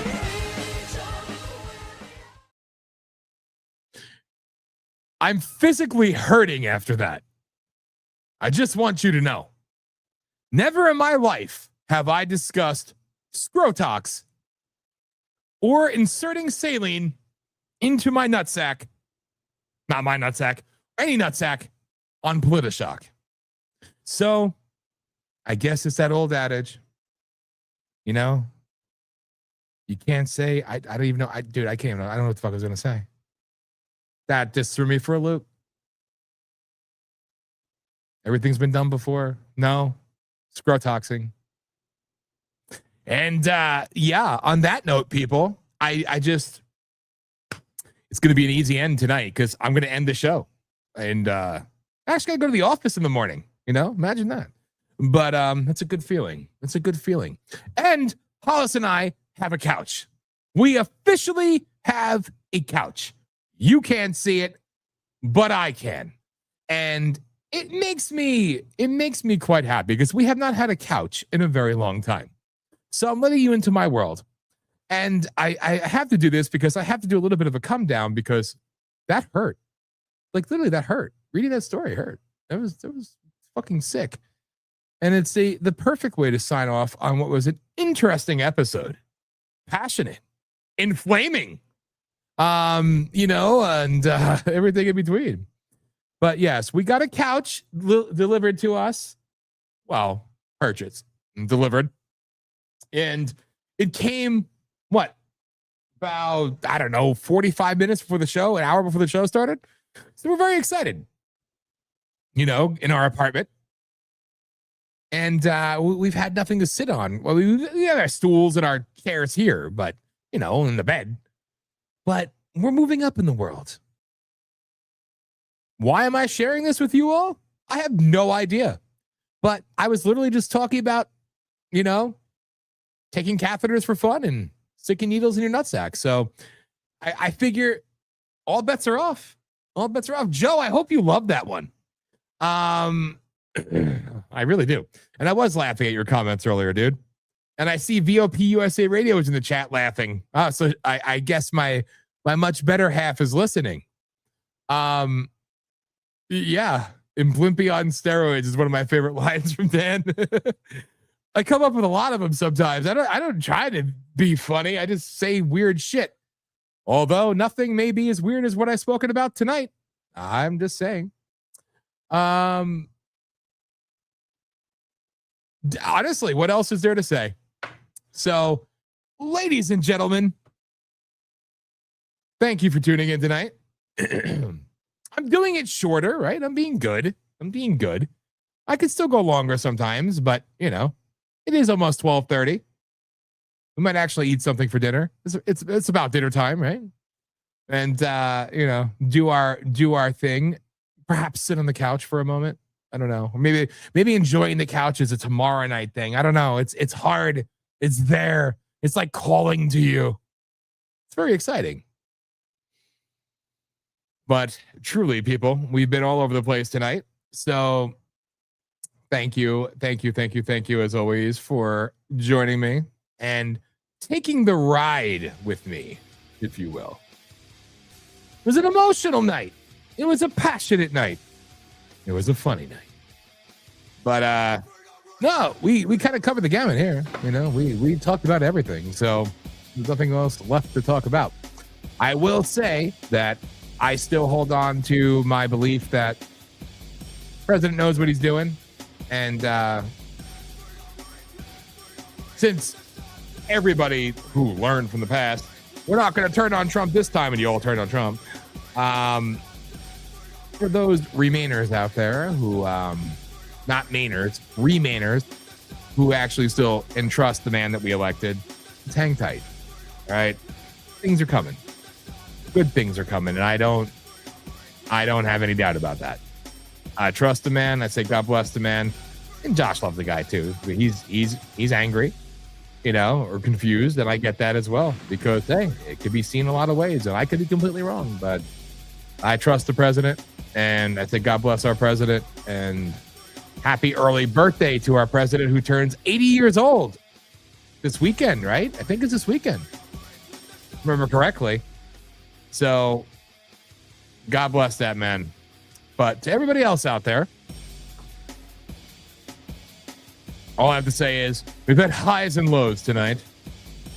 But we don't talk about inflation. We talk about testicular inflation. So that's what makes us different here on POLITI-SHOCK at the Voice of the U.S.A. Radio Television Network. But sincerely, I feel like I say this a lot to you, but I'll say it one more time. If it's so obvious, if it's so in your face, if it's so apparent, so blunt, it's probably the exact opposite. Okay?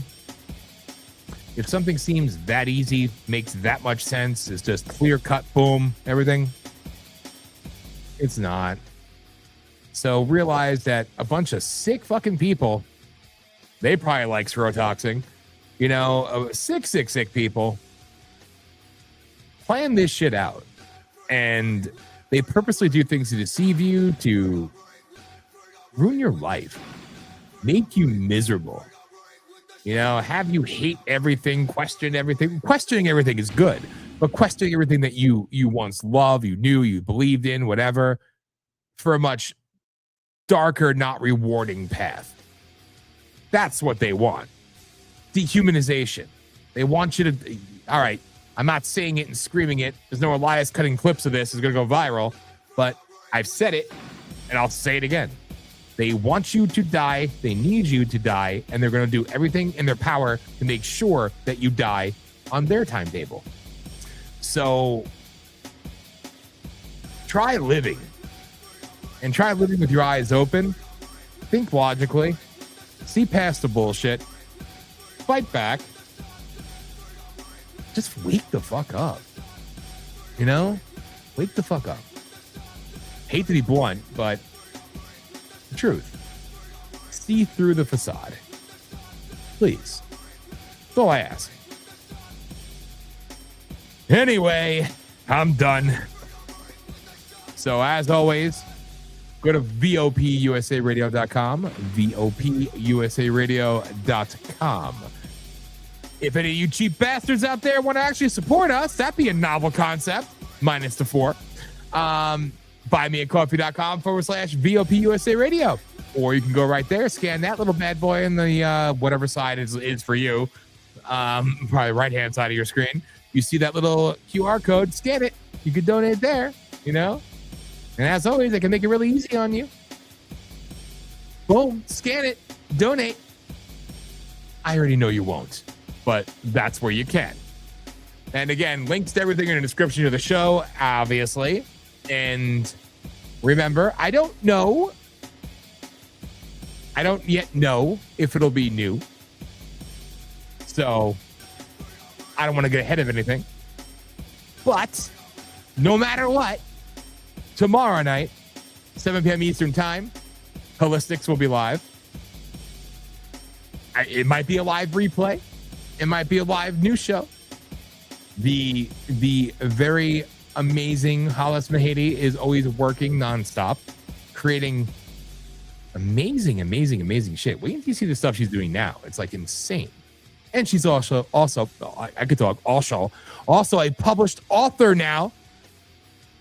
But the new stuff she's doing is even more like just, this woman doesn't know how to sit still. Sometimes literally, but it's cute. She's tiny and she like bounces around a lot. But she finds ways to just take something that she may have learned and then expand upon it. You know, like what you would learn over the course of 5 years in about 5 minutes, and just continuously evolve and do all this amazing stuff. So it's pretty impressive. You know, I'm a #1 fan, and deservedly so. So Hollis is doing a lot of cool shit. All right. A lot of cool shit. But links to her stuff as well in the show description. You still see Aftershock up there. That's in memoriam. But Ocean is coming. And for real, you know, I don't like giving days and then not following through, because we really we're going to do it right. And we're going to make sure we can do it when it's consistent, everything else. So it's coming though. It's coming soon. I promise you that. So check out Holistics every night, Monday through Friday, 7 p.m. Eastern Time, right here on the VOPUSARadio.com. voice of the U.S.A. Radio and Television Network. And HollisMahady.com.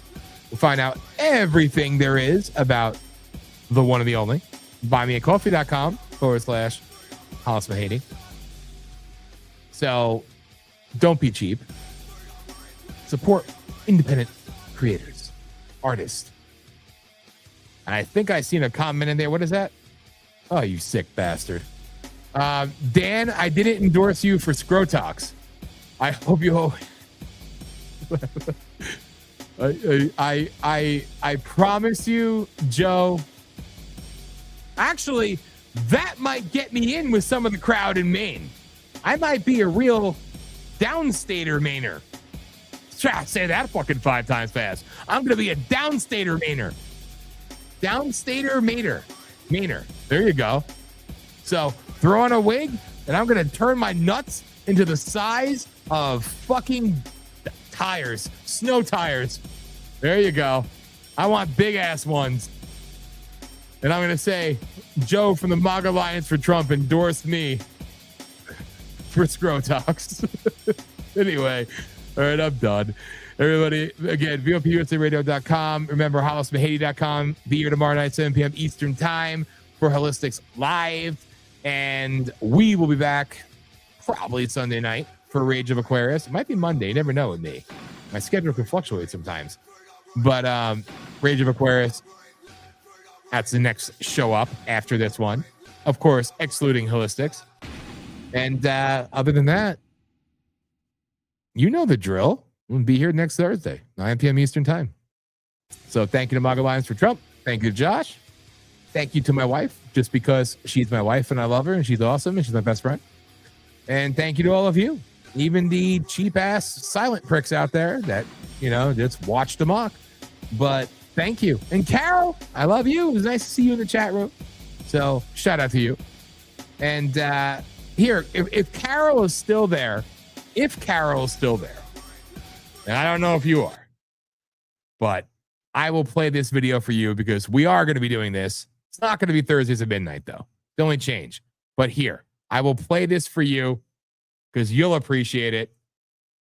And then I'll go to the end for real.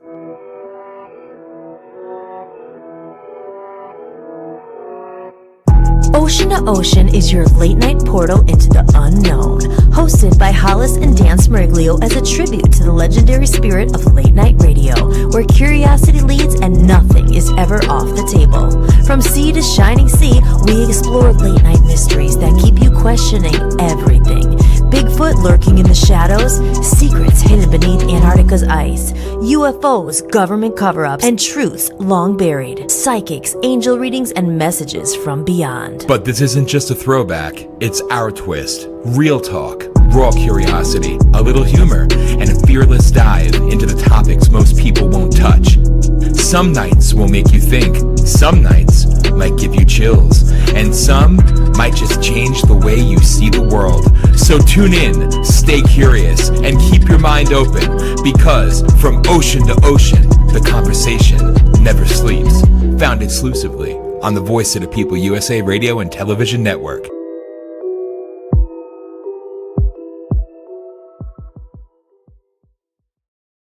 Fine here.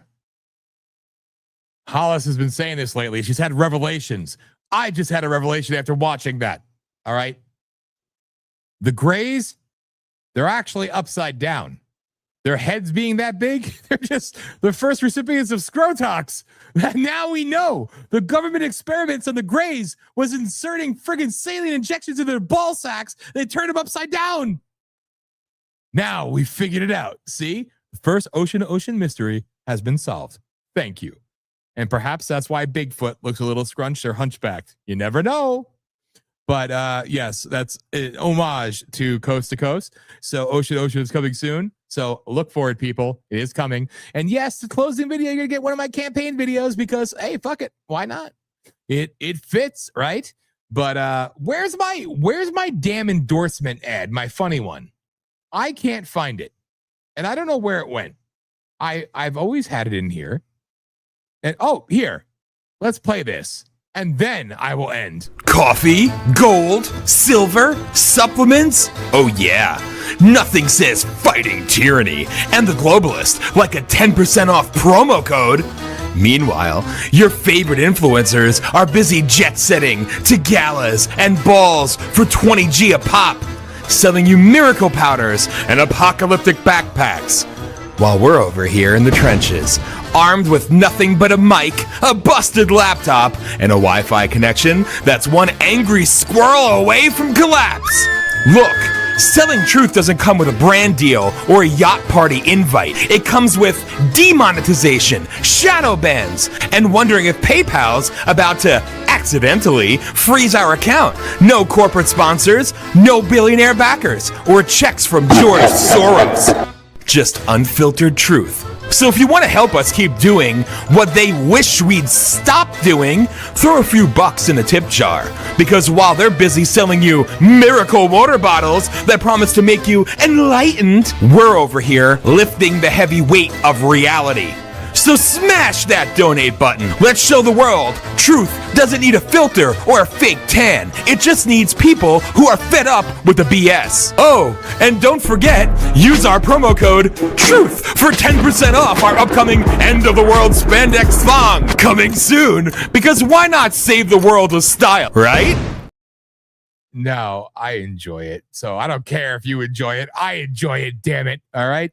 And Joe, to answer your question, yes, Ocean to Ocean is going to be weekly, and it may be more than weekly. It may be, a couple nights a week. We don't really know yet, but really that's the thing. It's about finding the right balance of when we could do it and be consistent with it. So it might be Friday night. It might be Saturday night. I would say one of those two. Again, I could do it Thursday nights, but usually it's like every other Friday. Tomorrow is a little bit of an exception, and it's nice to say, thanks that I'm employed, happily employed. The job is great for those who care. The very few of you that actually care. And I love you for those who do care. But tomorrow morning I got to go to the office, but usually it's like every other Friday because of payroll and stuff like that. So realistically, it's about doing it on a night where we could be consistent. But Ocean to Ocean is going to be weekly, and that's the only reason why it's the only reason why we haven't done it yet, because we want to make sure we get it on the right night. We might try it out one night and then another night, just kind of bounce it around a little bit. But the intention is to be weekly. And then, hey, if it hits and people aren't cheap, because, we're going to put it behind a paywall inevitably, or make people subscribe because tired. It's going to bring in a different audience. It's going to bring in a lot of you, but it's also going to bring in a different audience as well. So, and we're going to have open phone lines and everything else. So it's really special. We have so many things to talk about. Hollis has spoken about this continuously, but thanks to my dad, he's our freaking researcher extraordinaire. So he's given us stuff for probably a freaking year or two of shows, honestly, which has been really invaluable. So we have everything ready to go, and it's just a matter of us doing it. Because right now it's still also the kind of recoup time where, hey, we could actually live life a little bit and actually live life by doing things that we couldn't do for months, because you gotta, freaking live like broke tards a little bit and manage and everything else. But now we're able to actually catch up and go shopping in a normal cadence and things of that nature. Amazing, isn't it? It's kind of weird, but no. So we're gonna do it soon, and yes, the intention is at the very least to start out weekly. And if it becomes more nights, it becomes more nights, but it's going to be fun. So I can't wait for that. But anyway, I'm seriously going to shut up now, because I said I was going to end it about, freaking 20 minutes ago, and I'm still going. So I have to stop, because you know me, I just keep going in hour 5, hour 6, hour 7. So I can't do that. I have to refrain myself. So everybody, again, thank you. It's been fun. It's been passionate. And again, the heartfelt words and endorsements and everything from the MAGA Alliance for Trump crew. I love them always, but I really appreciate everything that was said. And I didn't say anything for that purpose, but thank you. And again, showed on screen one more time to everybody who did cast a ballot for me in Maine. Thank you. I know there's more of you out there. And as we get them in, contact us. It's been scrolling across the bottom of the screen all night. I will put them on screen as well, and we'll give you numbers as soon as we're able to get them. We're going to fight like hell to get them, of course, because they don't want people to know. I'm the dirty little secret. but it's all good. And on to bigger and better times and bigger and better days. And we stay in the fight. All right. So stay positive. God bless you all. And I appreciate you tuning in. Even you douchebags that aren't worth shit, I appreciate you as well. And nothing but love. So God bless. And I will see you all again Sunday night. Remember, tomorrow night, 7 p.m. Eastern Time, Holistics, right here on the Voice of People USA Radio and Television Network. Search VOP USA in Roku, Android, Fire, Apple TV, and you will see us, or the apps, Android or Apple, VOP USA. And remember, HollisMahady.com, HollisMahady.com, VOPUSARadio.com. And that's it. So good night. Take care. See you soon. Election time is here, Maine, and you have a choice on the Democrat side between a socialist and a communist. Gee, which one will you choose? And on the Republican side, let's face it, you have washed up, has-been Susan Collins. But what you don't know, you have another choice. And I am that choice. And I have been that choice since announcing last January. People ask, where have you gone? Are you still running for Senate? The answer is this: yes, I am. But in doing so, I had to spend more time getting attacked by the establishment and attacked by the people who said they wanted change, but all they did was condemn, criticize, and judge versus help and get involved. We lost our house. I lost my job. Changes had to be made. I still have that house, but we can't afford to live there anymore. The price you pay for doing the right thing. You can't see anything about the campaign on social media. Social media, including X, is a joke. It's not a home for free speech. It's a home for suppression and suspension. As soon as we launched our Senate channel, it was deleted within 12 hours because the establishment fears the voice of truth. If you want to know what I'm doing and the things I have to say, go to VOPUSARadio.com and check out the Dan for Senate channel, and you can see all the videos as to where it began and how we got here. I told you over a year ago what it's going to be, and congratulations. While you were all trying to decide if I was a, quote, real Mainer, the establishment wins again. Your Marxist, communist, socialist piece of crap governor, she's a shoo-in for the Democrat candidate, and Rhino establishment hack is going to be your candidate on the Republican side. You want change? Write in change. Write in Dan Sperglio. If called to serve, I will serve. But I am done sacrificing for people who don't want it. I'm done trying to prove myself to you. What I said over a year ago has come true. So now your choices are slim. Your state can no longer afford to be complacent and quiet because you are all complicit if you allow this to occur. If you want the change, write in the change. Vote for the change. I did this because you didn't. Because this country and this state needs a fighter. I'm here and ready to serve as I have always been. BOPUSARadio.com. I say the things that you're too afraid to say.